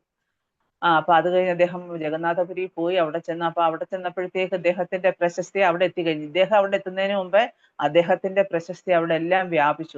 അദ്ദേഹത്തിനെ കണ്ടപ്പോഴത്തേക്ക് എല്ലാവരും വന്ന് ഒബേസൻസ് പേ ചെയ്യുകയും അദ്ദേഹത്തിനെ പിന്നെന്താ പറയാ ആദരിക്കുകയും ഒക്കെ ചെയ്തു. പിന്നീട് അദ്ദേഹം പറഞ്ഞു, ഞാൻ ഇതുപോലെ ചന്ദനത്തിന് വേണ്ടി വന്നതാണ്. ഭഗവാൻ ഇങ്ങനെ എന്താ ഭയങ്കര ചൂടാണ്, അദ്ദേഹത്തിന് ചന്ദന ലേപനം ചെയ്തു കൊടുക്കാൻ വേണ്ടിയാണ്. അപ്പൊ അങ്ങനെ അവര് എല്ലാവരോടും എല്ലാം അറേഞ്ച് ചെയ്ത് അദ്ദേഹത്തിന് ധാരാളം ചന്ദനവും പിന്നെ അതുപോലെ കുറെ കർപ്പൂരവും എല്ലാമായിട്ട് അദ്ദേഹം പിന്നെ 2-3 ആൾക്കാരെയും കൂടെ വിട്ടു. എല്ലാം ആയിട്ട് അദ്ദേഹം തിരിച്ചു വീണ്ടും രമുണയിൽ എത്തിയപ്പോഴാ, അന്ന് രമുണയിലെത്തി ഗോപിനാഥന്റെ അടുത്ത് വീണ്ടും എത്തി. അന്ന് രാത്രി വീണ്ടും സ്വപ്നം കണ്ടു. എന്താ പിന്നെ നീ പിന്നെ എന്താ പറയാ, കാരണം ഭഗവാന് മനസ്സിലായി ഇത് ഭയങ്കര ബുദ്ധിമുട്ടാണ്. ഇത്രയും ചന്ദനത്തടിയൊക്കെ ആയിട്ട് ഇവൻ പോയി അവിടെ ഇത്രയും ആയിട്ടെല്ലാം ഇത്രയായിട്ട് വന്നു തിരിച്ച്. ഇനിയും അവിടുന്ന് പിന്നെ രമുണയിൽ നിന്ന് ഇനി വൃന്ദാവനത്തിൽ വരെ പോകണം. അതുകൊണ്ട് അത് ബുദ്ധിമുട്ടാവണ്ടെന്ന് വിചാരിച്ചിട്ട് അദ്ദേഹം എന്ത് ചെയ്തു, ഭഗവാൻ സ്വപ്നത്തിൽ വന്നിട്ട് വീണ്ടും പറഞ്ഞു, അതെ ഇനിയിപ്പോ എനിക്ക് പിന്നെ നീ ഈ ചന്ദനം ഇനിയും ചുമന്ന് ഇവിടം വരെ വരണ്ട. ആ ചന്ദനം അവിടെ രമണയിലെ ഗോപിനാഥിന് കൊടുത്തോളൂ. ഗോപിനാഥിന്റെ ദേഹത്ത് അത് എല്ലാ ദിവസവും ചന്ദനലേപനം ചെയ്തു കൊടുക്കാൻ, അരച്ച് ചന്ദനലേപനം ചെയ്യാൻ പറയൂ. അവിടെ ഗോപിനാഥന് എന്റെ ദേഹത്ത് ഈ ചന്ദനലേപനം പുരട്ടുമ്പോഴ എന്റെ ശരീരവും തണുത്തുകൊള്ളും. നീ ഇനി കൂടുതൽ കഷ്ടപ്പെട്ട് അതെല്ലാമായിട്ട് ഇങ്ങോട്ട് വരണ്ട എന്ന് പറയും. അങ്ങനെ അതെല്ലാം അവിടെ ഏൽപ്പിക്കും. അവിടെ ഏൽപ്പിച്ച് അതിന് ചന്ദനം ലേപനം ഉണ്ടാക്കിയ ഭഗവാനെ എന്താ ലേപനം ചെയ്തു കൊടുക്കാനുള്ള ആൾക്കാരെയൊക്കെ അറേഞ്ച് ചെയ്യും മാധവേന്ദ്രപുരി. അപ്പൊ അതാണ് ഭക്തന്മാരെന്ന് പറയുന്നത്. അപ്പൊ അങ്ങനെയൊക്കെയുള്ള ആചാര്യ പരമ്പരയിലൂടെയാണ് നമ്മളിപ്പോ ഈ കൃഷ്ണ കോൺഷ്യസിന്റെ നമ്മുടെ അന്താരാഷ്ട്ര കൃഷ്ണാവബോധ സമിതി എന്ന് പറയുന്നത് ആചാര്യന്മാരുടെയും അതേപോലെ അവരൊക്കെ കഷ്ടപ്പെട്ടതിന്റെ ഫലമാണ്. നമ്മളെപ്പോഴും ഞാൻ പ്രഭുപാദിന്റെ കാര്യം പറയാറുണ്ട്. പ്രഭുപാദ പിന്നാണ് നമ്മളെ ഈ ശരിക്കും ആദ്യം മുതൽ നമുക്ക് ഈ എന്താ പറയാ നമ്മുടെ ഇന്നത്തെ ഈ തലമുറയ്ക്ക് മാധവേന്ദ്രപുരിയൊക്കെ അന്ന് ആ ഒരു കാലത്ത് എന്തെല്ലാം കാര്യങ്ങൾ അന്നൊക്കെ ചെയ്തു. അങ്ങനെ ആചാര്യന്മാരെല്ലാം നമ്മുടെ പരമ്പരയിൽപ്പെട്ട ഓരോ ആചാര്യന്മാരും ഭഗവാനെ മനസ്സിലാക്കാനും ഭഗവാന്റെ സേവനം ചെയ്യാനും മറ്റുള്ള ഭക്തന്മാരെ കൂടെ ആ സേവന കർമ്മത്തിൽ ഏർപ്പെടുത്താനും ഒക്കെ അവർ അത്രമാത്രം കഷ്ടപ്പാടുകൾ സഹിച്ച് ഇപ്പൊ ശ്രീല പ്രഭുപാദ സഹിച്ച കഷ്ടപ്പാടെന്ന് പറഞ്ഞാൽ അതൊക്കെ അതിനൊന്നും ഒരു എന്താ പറയാ പരിധിയില്ലായിരുന്നു. സീമയില്ലാത്ത തരത്തിലുള്ള ആ കഷ്ടപ്പാടുകളാണ് അദ്ദേഹം സഹിച്ചത്. അപ്പൊ ഒരു പ്രസ്ഥാനം സീറോയിൽ നിന്ന് തുടങ്ങി ഇന്ന് ലോകമെമ്പാടും പടർന്നു പന്തലിച്ച് നിൽക്കുന്നതാണ് ഈ പ്രസ്ഥാനം, അന്താരാഷ്ട്ര കൃഷ്ണാവബോധ സമിതി. അപ്പൊ അങ്ങനെയുള്ള ആചാര്യന്മാരാണ് നമ്മുടെ പരമ്പരയിലുള്ള ആചാര്യന്മാർ. അവരെ എപ്പോഴും നമ്മൾ നമിക്കണം.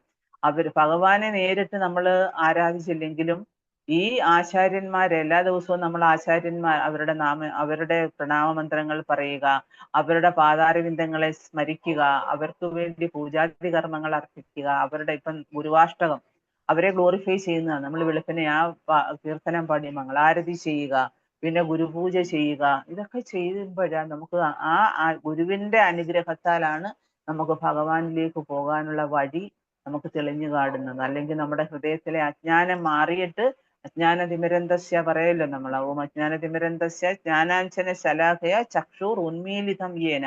എൻ്റെ ഹൃദയത്തിലെ കണ്ണ് അല്ലെങ്കിൽ എൻ്റെ അകക്കണ്ണ് ഓപ്പൺ ചെയ്തു തന്നെ ആരാണ്? എൻ്റെ ഗുരുനാഥനാണ്. അത് ജ്ഞാനത്തിന്റെ വെളിച്ചം കൊണ്ട് ടോർച്ച് ലൈറ്റ് അടിച്ചു തന്ന അങ്ങനെയാണ്. അതാണ് അധ്യാത്മദീപം എന്ന് പറയുന്നത്.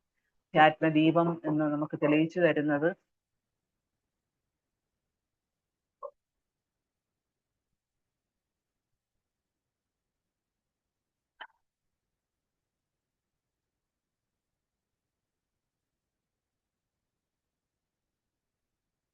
ആധ്യാത്മിക ദീപം നമുക്ക് തെളിച്ചു തരുന്നത് ഗുരുവാണ്. അപ്പൊ ആ ഗുരുവിനെ നമ്മൾ ആരാധിക്കുക.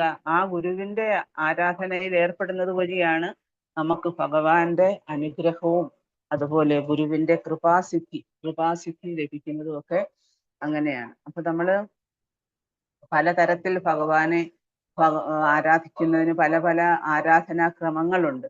അതായത് 16 തരത്തിലുള്ള ഓഫറിങ് നമ്മൾ ഭഗവാന് ചെയ്യാറുണ്ട്. അതായത് ധ്യാനം.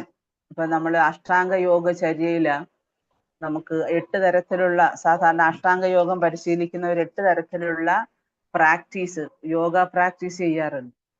അപ്പൊ അവരൊക്കെ എന്ന് വെച്ചാൽ ഐഡിയലായിട്ടിരുന്നുകൊണ്ടാണ് ഈ ധ്യാനം, പിന്നെന്താ പറയാ, യമം, നിയമം, ആസനം, പ്രാണായാമം, പ്രത്യാഹാരം ഇതെല്ലാം വെറുതെ ഇരുന്നുകൊണ്ട് ചെയ്യുന്ന കാര്യങ്ങളാണ്, അവരവർക്ക് വേണ്ടി മാത്രം. പക്ഷെ ഭക്തന്മാരുടെ, നമ്മുടെ കൃഷ്ണാവബോധത്തിന്റെ ഒരു പ്രത്യേകത എന്ന് പറഞ്ഞു കഴിഞ്ഞാൽ ആചാര്യന്മാര് ചെയ്ത് മറ്റുള്ളവരെ കൊണ്ട് അവരെ എൻഗേജ് ചെയ്യിച്ചിട്ട് ശരീരവും മനസ്സും പൂർണ്ണമായും ഭഗവാന്റെ സേവനത്തില് എന്താ പറയാ എപ്പോഴും എൻഗേജ് ചെയ്യിക്കുക. എപ്പോഴും അവരുടെ ശരീരവും മനസ്സും ഭഗവാന്റെ സേവനത്തില് എൻഗേജ് ചെയ്തുകൊണ്ടിരിക്കും. അപ്പോ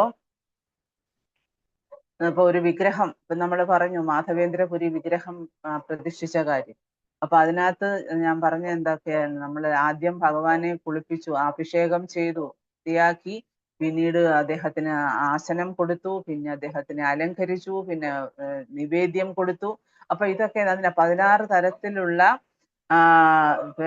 ഓഫറിങ്സ് ആണ് ഉള്ളത്. അതായത് ആദ്യം എന്ന് പറയുന്നത് ധ്യാനം, അതായത് ആവാഹനം എന്ന് വെച്ചാൽ ധ്യാനവും മംഗളാചരണവും. അതായത് വിഗ്രഹത്തിന് അതായത് ആരാധനാ സ്ഥലത്തേക്ക് ക്ഷണിക്കണം. വിഗ്രഹത്തിനെ ആരാധനാ സ്ഥലത്തേക്ക് ക്ഷണിച്ചു കൊണ്ടുവന്നിട്ട് അതിന് ആദ്യത്തെ പടി അതാണ്, ആദ്യത്തെ ഓഫറിംഗ് എന്ന് പറയുന്നത് അതാണ്. പിന്നെ അതിന് ആസനം കൊടുക്കുക. അപ്പൊ ധ്യാനം, ആസനം അത് ഇതിലും ഉണ്ട്, അഷ്ടാംഗ യോഗ ചര്യയിലും ഉണ്ട്, ഇതിലും ഉണ്ട്. അപ്പൊ ധ്യാനം എന്ന് പറയുന്നത് ആദ്യം ധ്യാനം അല്ലെങ്കിൽ ആവാഹനം, അതായത് ധ്യാനവും മംഗളാചരണവും. അപ്പൊ വിഗ്രഹത്തിനെ ഒരു ആസന സ്ഥലത്തേക്ക് ക്ഷണിച്ചു കൊണ്ടുവരിക, പിന്നെ അതിന് ആസനം കൊടുക്കുക, അതായത് രത്നസിംഹാസനം നൽകണം. പിന്നെ പാദ്യം, അതായത് പാദങ്ങൾ കഴുകാൻ വെള്ളം കൊണ്ടുവരണം. അങ്ങനെ പാദ്യം, പിന്നെ പാദങ്ങൾ കഴുകണം. പിന്നെ ആർഘ്യം, പിന്നെ കൈ കഴുകാനുള്ള വെള്ളം. പിന്നെ ആശമനം, കുടിക്കാനുള്ളത്, അതായത് പിന്നെ മുഖം തുടയ്ക്കാനുള്ളത്. ഇതെല്ലാം ഭഗവാന് വേണ്ടി ചെയ്യുന്ന കാര്യങ്ങളാണ്. പിന്നെ മധുപർക്കം എന്ന് വെച്ചാൽ സ്വീറ്റ് നൽകണം. അതായത് പാല്, നെയ്യ്, പഞ്ചസാര, തേന് ഇതൊക്കെയാണ് സ്വീറ്റ്. അപ്പൊ ഇത് ഭഗവാന് നിവേദിക്കണം, കൊടുക്കണം ആദ്യം. പിന്നീട് സ്നാനം ചെയ്യിക്കണം. സ്നാനം ചെയ്യുക എന്ന് വെച്ചാൽ എന്താണ്? അഭിഷേകം ചെയ്യുക. ഇതുപോലെ പാല്, തൈര്, തേന്, പിന്നെ അതുപോലെ പിന്നെ ഷുഗർ വാട്ടർ ഇതെല്ലാം കൊണ്ടുവന്നു. അതാണ് പഞ്ചഗവ്യം. അതായത് 5 തരത്തിലുള്ള സാധനങ്ങൾ കൊണ്ടുവന്നു. പഞ്ചാമൃതം എന്നാണ് പറയുന്നത്.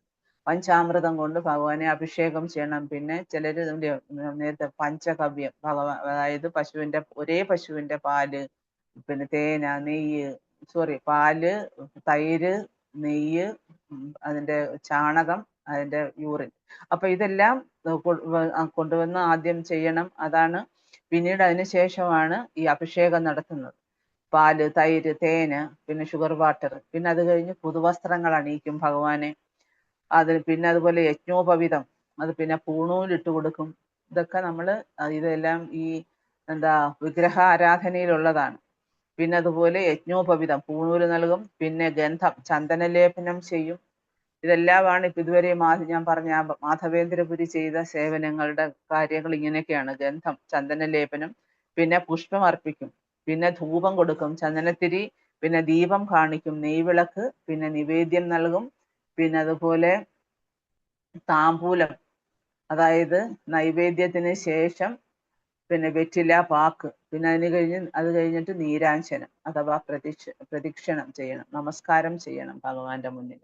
അപ്പൊ ഇതാണ് 16 തരത്തിലുള്ള. ഒന്നാമത്തേത് ധ്യാനം, രണ്ടാമത് ആസനം, പാദ്യം, ആർഘ്യം, ആചമനം, മധുപർക്കം, സ്നാനം അഥവാ അഭിഷേകം, പിന്നെ വസ്ത്രം, യജ്ഞോപവിതം, ഗന്ധം, പുഷ്പാർപ്പണം, ധൂപം, ദീപം, നൈവേദ്യം, താമ്പൂലം, നീരാഞ്ജനം. ഇതാണ് 16 തരത്തിലുള്ള സേവന കർമ്മങ്ങൾ. ഇപ്പൊ ഇതൊക്കെ വലിയ ക്ഷേത്രങ്ങളില്, ഭഗവാനെ വിഗ്രഹം പ്രതിഷ്ഠ നടത്തുമ്പോഴ, വിശേഷിച്ച് ഇസ്കോൺ ക്ഷേത്രങ്ങളില്. മറ്റു ക്ഷേത്രങ്ങളിലും ഇതിന്റെ കുറെ കാര്യങ്ങളൊക്കെ ഉണ്ട്.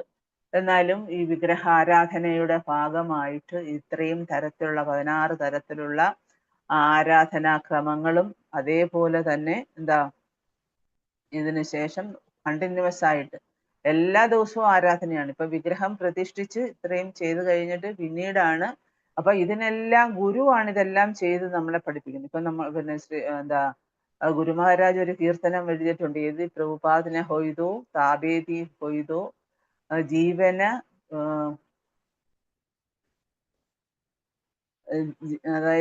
അതായത് പ്രഭുപാദ ഇല്ലായിരുന്നെങ്കിൽ, ശ്രീല പ്രഭുപാദ ഇല്ലായിരുന്നെങ്കിൽ നമ്മൾ എങ്ങനെ ജീവൻ നിലനിർത്തിയനെ. അതായത് നമ്മൾ ആലോചിച്ച് നോക്കും, നമ്മളിപ്പൊ ഈ ചെയ്യുന്ന ഓരോരോ കാര്യങ്ങൾ ഇപ്പൊ നമ്മൾ നാമജപം തുടങ്ങുന്നതാണ് അല്ലേ. അതായത് ശ്രവണം, കീർത്തനം, വിഷ്ണു സ്മരണം, ഈ 9 പ്രോസസ് ഓഫ് ഭക്തിയോഗ, നവവിധ ഭക്തി ആചരിക്കുന്നു. അതോടൊപ്പം നമ്മൾ വീട്ടിൽ വിഗ്രഹം വെച്ച് ആരാധിക്കുന്നു. ഇതൊക്കെ അതിന് വേണ്ട. ഇപ്പൊ വിഗ്രഹം വീട്ടിൽ വെച്ച് ആരാധിക്കുന്നതിന് അതിന് ഒരുപാട് ഇപ്പൊ 2 തരത്തിലുള്ള ഫോർമാലിറ്റീസ് ആണ്. ഇപ്പം വിഗ്രഹം അമ്പലങ്ങളിൽ വെച്ച് ആരാധിക്കുമ്പോൾ അതിന്റെ ഫോർമാലിറ്റീസ് വളരെ ഹയർ സ്റ്റാൻഡേർഡ് ആണ്. പിന്നെ അതുപോലെ പക്ഷെ വീട്ടിൽ വെച്ച് ആരാധിക്കുമ്പം അത് ഹോം ഫോർമാലിറ്റി എന്ന് വെച്ചാൽ അതിന് ഡിഫറൻസ് ഉണ്ട്. അതായത് നമ്മളിപ്പം ഭഗവാനെ അവിടെ പ്രതിഷ്ഠിക്കുക എന്ന് പറയത്തില്ല, ഭഗവാനെ ഇൻവൈറ്റ് ചെയ്യുക എന്നേ പറയത്തുള്ളൂ. കാരണം ഭഗവാൻ ഇപ്പൊ നമ്മള് പിന്നെ അമ്പലങ്ങളിലെ പ്രതിഷ്ഠ നടത്തുന്നതിന് പ്രാണപ്രതിഷ്ഠ എന്ന് പറയും. പ്രാണപ്രതിഷ്ഠ ചെയ്തിട്ടാണ് അമ്പലങ്ങളിൽ വിഗ്രഹം സ്ഥാപിക്കുന്നത്. പക്ഷെ വീടുകളിൽ വെക്കുന്നതിന് അതിന് നമ്മൾ ഭഗവാനെ ക്ഷണിക്കുക, ഇൻവൈറ്റ് ചെയ്ത് ഭഗവാൻ ഒരു അതിഥിയെ പോലെ, ഒരു അതിഥിയാണ്. കാരണം എപ്പോഴും ഭഗവാന്റെ പ്രസൻസ് അവിടെ കാണില്ല. അപ്പൊ അവിടെ ഭഗവാനെ നമ്മൾ വെച്ചു. നമ്മള് വീട്ടിലെ ആണെങ്കിൽ നമ്മള് 3 നേരം വെളുപ്പിനെ പിന്നെ ഭഗവാനെ ഉണർത്താൻ വേണ്ടി എന്തെങ്കിലും ഫ്രൂട്ട്സ്, സ്വീറ്റ്, പിന്നെ അത് കഴിഞ്ഞ് ബ്രേക്ക്ഫാസ്റ്റ്, പിന്നെ ഉച്ചയ്ക്ക് പിന്നെ ഉച്ചഭക്ഷണം, പിന്നെ അത് കഴിഞ്ഞിട്ട് വൈകുന്നേരം, പിന്നെ അത് കഴിഞ്ഞ് ഭഗവാന് റെസ്റ്റ് കൊടുക്കുക, പിന്നെ അത് കഴിഞ്ഞ് ഭഗവാനെ ഉണർത്തി എന്തെങ്കിലും ഇതുപോലെ സ്വീറ്റോ ഫ്രൂട്ട്സോ പാലോ എന്തെങ്കിലും കൊടുക്കുക, പിന്നെ രാത്രി ബ്രേക്ക്ഫാസ്റ്റ്, രാത്രി ഡിന്നർ. അപ്പൊ ഇങ്ങനെയൊക്കെ കൊടുത്ത് ആണ് നമ്മൾ ഭഗവാന് ഹോം ഫോർമാലിറ്റി. പക്ഷെ അമ്പലങ്ങളിൽ എന്ന് വെച്ചാൽ ഭയങ്കര സ്ട്രിക്റ്റ് ആണ്. അവിടെ ബ്രഹ്മചാരികളായിട്ടുള്ള ആചാര്യന്മാര്, അല്ലെങ്കിൽ പിന്നെ ബ്രാഹ്മണ ദീക്ഷ എടുത്ത ഭക്തന്മാര്, അവരാണ് ഈ പറഞ്ഞിട്ടുള്ള കാര്യങ്ങളെല്ലാം ചെയ്യുന്നത്. പിന്നെ നിവേദ്യം ചെയ്യുന്നത്, മാർഘ്യം, പിന്നെ അതുപോലെ മധുപർക്കം, സ്വീറ്റ് കൊടുക്കുന്നത്, പിന്നെ ഭഗവാനെ അഭിഷേകം ചെയ്യിക്കുന്നത്, പിന്നെ ഭഗവാന് വസ്ത്രങ്ങൾ അണിയിച്ചു കൊടുക്കുന്നത്, അലങ്കാരങ്ങൾ എല്ലാം ചെയ്യുന്നത് ഈ പറഞ്ഞിട്ടുള്ള അതിന് പൂജാരികൾ, പ്രത്യേക പൂജാരികളുണ്ട് അമ്പലങ്ങളിൽ. അപ്പൊ അങ്ങനെയൊക്കെയാണ് ഈ അമ്പലങ്ങളില്, വിശേഷിച്ച് ഇസ്കോൺ ക്ഷേത്രങ്ങളിലൊക്കെ അത്രമാത്രം സ്ട്രിക്റ്റ് ആയിട്ടാണ് ഭഗവത് സേവനങ്ങൾ നടക്കുന്നത്. അവിടെ പിന്നെ ആൾക്കാരെല്ലാം വരിക, മംഗളാരതി. അപ്പൊ അവിടെ ആ വിഗ്രഹം എന്ന് പറയുന്നത് അത്രമാത്രം പവർഫുൾ ആയിരിക്കും പ്രാണപ്രതിഷ്ഠ ചെയ്ത് കഴിഞ്ഞാൽ. പക്ഷെ നമ്മൾ വീട്ടിൽ വെച്ച് ആരാധിക്കുന്ന നമ്മുടെ ഹോം ഡേറ്റീസ് എന്ന് പറയുന്ന അതിന് നമ്മൾ എന്താ പറയാ അത്രയും, അതായത് എപ്പോഴും ആ ഭഗവാന്റെ പ്രസൻസ് അവിടെ കാണില്ല. നമ്മൾ പിന്നെ വെളുപ്പിനെ എഴുന്നേറ്റ് ഭഗവാന് എന്തെങ്കിലും നിവേദ്യം കൊടുത്തു, പിന്നെ അതുപോലെ നമ്മൾ ഭഗവാനെ ഉണർത്തി, പിന്നെ നിവേദ്യം കൊടുത്താണ് ഉണർത്തേണ്ടത്. ഉണർത്തി നമ്മൾ ഭഗവാന് ആ തരത്തിലുള്ള മറ്റ് മംഗളാരതി, പിന്നെ നാമജപം കാര്യങ്ങളെല്ലാം അമ്പലത്തിൽ ചെയ്യുന്ന പോലെയൊക്കെ ഭാഗവത പാരായണം ഇതെല്ലാം നമ്മൾ വീട്ടിലിരുന്നും ചെയ്യും. പക്ഷെ ഡിഫറൻസ് എന്ന് പറയുന്നത് ഇതാണ്, എന്താ അവിടെ സ്ട്രിക്റ്റ് വോസ് ആണ് അമ്പലങ്ങളിൽ. അപ്പൊ അങ്ങനെയാണ് നമ്മൾ ഭഗവാനെ ആരാധിക്കുന്നതും, അല്ലെങ്കിൽ ഭഗവാന്റെ പിന്നെ എന്താ പറയാ ആരാധനാ ക്രമങ്ങൾ നമ്മുടെ ആചാര്യന്മാർ നമ്മളെ പഠിപ്പിക്കുന്നത്. അപ്പം എന്താ പറയാ ഈ 8 തരത്തിലുള്ള പിന്നെ അർച്ചാ വിഗ്രഹങ്ങളുണ്ട്. ഇതിനെ അർച്ചാ വിഗ്രഹം അഥവാ മൂർത്തി എന്നാണ് പറയുന്നത്. മൂർത്തി സേവ അഥവാ അർച്ചാ വിഗ്രഹ സേവ എന്നൊക്കെയാണ് അറിയപ്പെടുന്നത്. അതാണ് ആചാര്യന്മാര് ചെയ്യുന്നതും നമ്മളെ പഠിപ്പിക്കുന്നതും. അപ്പൊ ചില വിഗ്രഹങ്ങൾ കളിമണ്ണ് കൊണ്ടായിരിക്കും, ചിലത് തടി, കല്ല്, ലോഹം, പിന്നെ അതുപോലെ തന്നെ പെയിന്റിങ്, പിന്നെ നമ്മുടെ നമ്മൾ മനസ്സിൽ ഇതൊന്നും പറ്റാത്തത് കൊണ്ട് എന്താണ്, അതായത് ഭക്തിരസാമൃത സിന്ധുവിൽ പറയുന്നുണ്ട്, ഒരാള് ഒരു ബ്രാഹ്മണന്, ഒരു വളരെ ദരിദ്രനാണ്, അദ്ദേഹത്തിന് ഒരു കാര്യങ്ങളും ഭഗവാന് സേവനം ചെയ്യാൻ പറ്റുന്നില്ല. അദ്ദേഹം എന്നിട്ട് മെഡിറ്റേഷനിൽ കൂടി, മാനസ പൂജയിൽ കൂടി അദ്ദേഹം എന്താണ് ഭഗവാന് വലിയ വലിയ സ്വർണ്ണ പാത്രങ്ങളില് അദ്ദേഹം നിവേദ്യങ്ങളൊക്കെ ഉണ്ടാക്കി ഭഗവാന്റെ മുന്നിൽ അദ്ദേഹം അർപ്പിച്ചുകൊണ്ടിരിക്കുമ്പോൾ അദ്ദേഹം ഓർക്കും പായസത്തിന് ചൂട് കൂടുതലാണോ എന്ന്. എന്നിട്ട് അദ്ദേഹം ഇങ്ങനെ പായസത്തിന് ചൂട് കൂടുതലാണോ എന്ന് അറിയാൻ വേണ്ടി ഒരു വിരലിട്ട് ഇങ്ങനെ ആ പായസത്തെ ഒന്ന് സ്പർശിച്ചു നോക്കുമ്പോഴത്തേക്ക് അദ്ദേഹത്തിന്റെ കൈ പൊള്ളി. അപ്പൊ അത്രമാത്രം എന്താ പറയാ ഈ മാനസ പൂജ എന്ന് പറയുന്ന അത്ര പവർഫുൾ ആണ്. അതാ മെഡിറ്റേഷനിൽ കൂടി ഭഗവാനെ സേവിക്കുക. അപ്പൊ അതേപോലെ ഇപ്പൊ നമ്മൾ ചെയ്യുന്നതെന്ന് വെച്ച് കഴിഞ്ഞാൽ ഈ പറഞ്ഞിട്ടുള്ള ഈ എന്താ വിഗ്രഹത്തെ ഇപ്പൊ കളിമണ്ണ്, അല്ലെങ്കിൽ തടി, കല്ല്, ലോഹം, പിന്നെ അതുപോലെ പെയിന്റിങ്, പിന്നെ അപ്പൊ അങ്ങനെ പല രീതിയിൽ നമ്മൾ എന്താ പറയാ ഭഗവാനെ ചിലര് പറയത്തില്ലേ ശില, ഓ ഇതൊരു കല്ലാണ്, എന്തിനാണ് ഈ കല്ലിനെ ആരാധിക്കുന്നത്, അല്ലെങ്കിൽ നിങ്ങൾ എന്തിനാണ് ഈ കളിമണ്ണിനെ ആരാധിക്കുന്നത് എന്നൊക്കെ മായാവാദികളോ അല്ലെങ്കിൽ പിന്നെ നിരീശ്വരവാദികളോ ഒക്കെ ചോദിക്കാറുണ്ട്. പക്ഷെ നമ്മൾ എന്താണ് ഭഗവാനെ ക്ഷണിച്ച് ഭഗവാനെ അതാണ് വിശ്വാസം, ശ്രദ്ധ എന്ന് പറയുന്ന അതാണ്. നമ്മുടെ വിശ്വാസത്തോടു കൂടി ആ ഭഗവാന്റെ വിഗ്രഹം, ഇത് ഭഗവാൻ വിഗ്രഹമല്ല, ഇത് ഭഗവാൻ സ്വയം തന്നെയാണ്, ഇത് ഭഗവാൻ തന്നെ സ്വയം ആണ് എന്ന് നമുക്ക് മനസ്സിലാക്കാൻ, അതാണ് പ്രേമാഞ്ചന ചുരിത ഭക്തി വിലോചനേന സദാ സദൈവ ഹൃദയേഷു വിലോകയന്തി യം ശ്യാമസുന്ദരം അചിന്യ ഗുണസ്വരൂപം. ഇപ്പൊ ഒരു മൂർത്തിയെ കണ്ടു കഴിഞ്ഞാൽ എന്താ, ഇത് അമ്പലങ്ങളിൽ ചെന്ന് നമ്മൾ വെറുതെ പിന്നെ പ്രണാമം ചെയ്തിട്ട് കാര്യമില്ല. നമ്മുടെ വാക്ക്, നമ്മുടെ മനസ്സ്, നമ്മുടെ ശരീരം, ഇത് മൂന്നും നമ്മൾ അതാണ് മനോവാക് കായ മന വാക്ക്, ഈ 3 കാര്യങ്ങൾ. ഇതുകൊണ്ട് നമ്മൾ ഭഗവാനെ മനസ്സിലാക്കണം, അല്ലെങ്കിൽ ഭഗവാന് ഒബേസൻസ് പേ ചെയ്യണം, അല്ലെങ്കിൽ ഭഗവാന് നമ്മുടെ ഹൃദയത്തിലേക്ക് നമ്മുടെ മനസ്സുകൊണ്ട് നമ്മൾ എന്താ പറയാ ആ ഉൾക്കണ്ണുകൊണ്ട് കാണണം. എങ്ങനെയാ ഉൾക്കണ്ണുകൊണ്ട് കാണുന്നതാണ് പ്രേമാഞ്ചന ചുരിത, പ്രേമത്തിന്റെ അഞ്ചനം എഴുതിയ കണ്ണുകൾ കൊണ്ട് വേണം നമ്മൾ ഭഗവാനെ ദർശിക്കാൻ, വിഗ്രഹം ദർശിക്കാൻ. അത് വിഗ്രഹമല്ല, വെറും ഒരു ലോഹവോ ദാരുവോ അല്ലെ പിന്നെ എന്താ പറയാ തടി കൊണ്ടുള്ള വിഗ്രഹമൊന്നും അല്ല, അത് സാക്ഷാൽ ഭഗവാൻ തന്നെയാണ്. ശ്രീ ചൈതന്യ മഹാപ്രഭു എന്താ ജഗന്നാഥപുരിയിൽ പോകുന്ന സമയത്ത്, ഭഗവാനെ ആദ്യമായിട്ട് ജഗന്നാഥനെ കാണാൻ പോകുന്ന സമയത്ത് അദ്ദേഹത്തിന് അറിയാം അത് കൃഷ്ണനാണ്. ചെന്ന് ഓടി ജഗന്നാഥ എന്ന് പറഞ്ഞെന്ന് അദ്ദേഹം പെയിന്റായി. കാരണം അത് വിഗ്രഹമല്ല, സാധാരണ വിഗ്രഹമല്ല, അത് ഭഗവാൻ സ്വയമാണ്. അത് ഭക്തന് മാത്രമേ മനസ്സിലാകത്തുള്ളൂ. അപ്പൊ നമ്മളൊരു വിഗ്രഹം കണ്ട് ഭഗവാന്റെ ക്ഷേത്രത്തിൽ പോകുമ്പോഴാ ഭഗവാനെ കാണുമ്പോൾ അത് സാക്ഷാൽ ഭഗവാൻ തന്നെയാണ്. സാക്ഷാൽ ശ്രീ രാധയും കൃഷ്ണനും തന്നെയാണ്. രാധാറാണിയാണ്, കൃഷ്ണനാണ്, അല്ലെങ്കിൽ ഗൗരനിതായിയാണ്, അല്ലെങ്കിൽ നരസിംഹദേവനാണ്. ഇതൊക്കെ നമ്മൾ ആ ഒരു മൂഡ്, ആ ഒരു ഭാവത്തിൽ വേണം നമ്മൾ ഭഗവാനെ കാണാനും. നമ്മുടെ എന്താ പറയാ, യഥാർത്ഥ നമ്മുടെ നഗ്ന നേത്രങ്ങൾ കൊണ്ട് നമുക്ക് ഭഗവാനെ ദർശിക്കാൻ പറ്റില്ല. അപ്പം ഭഗവാനെ നമുക്ക് കാണാൻ പറ്റാത്തതുകൊണ്ട് ഭഗവാന്റെ അനുഗ്രഹം കൊണ്ട്, നമ്മളോടുള്ള അതീവ കാരുണ്യം കൊണ്ടാണ് ഭഗവാൻ ഈ മൂർത്തി രൂപത്തിൽ നമ്മുടെ മുന്നിൽ പ്രത്യക്ഷപ്പെടുന്നത്.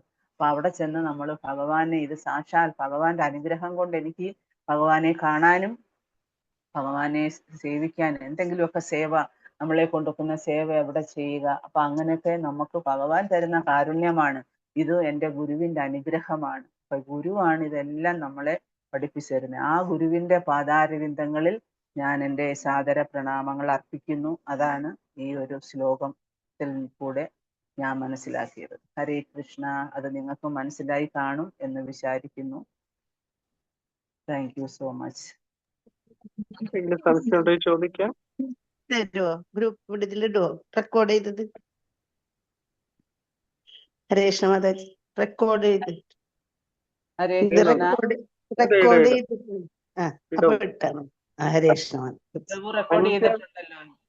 ഉണ്ട്. മാതാജി, പഞ്ചരാത്ര വിധിയും വൈഷ്ണവ വിധിയും അങ്ങനെ രണ്ടുണ്ടോ? നമ്മുടെ പുറത്ത് ചെയ്യുന്ന അമ്പലത്തില് എന്ത് വിധിയാണ്?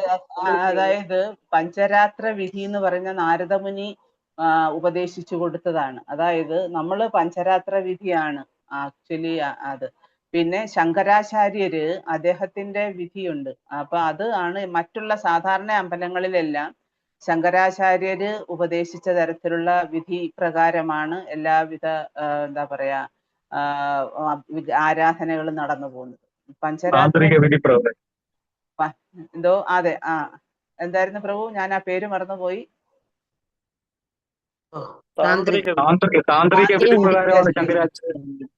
താന്ത്രിക വിധി, ശരിയാ, ഞാൻ അത് പേരങ്ങ് വിട്ടുപോയി. അപ്പൊ ശങ്കരാചാര്യര് താന്ത്രിക വിധി പ്രകാരമാണ് എല്ലാ ക്ഷേത്രങ്ങളിലും, സാധാരണ ക്ഷേത്രങ്ങളിലെല്ലാം ഇന്നും വിഗ്രഹ ആരാധന നടക്കുന്നത് അങ്ങനെയാണ്. പക്ഷെ പഞ്ചരാത്രിക വിധി നാരദമുനി ഉപദേശിച്ചത്, ഇപ്പൊ നമുക്ക് വൈഷ്ണവർക്ക് പഞ്ചരാത്രിക വിധിയുണ്ട്, വൈദിക വിധിയുണ്ട്.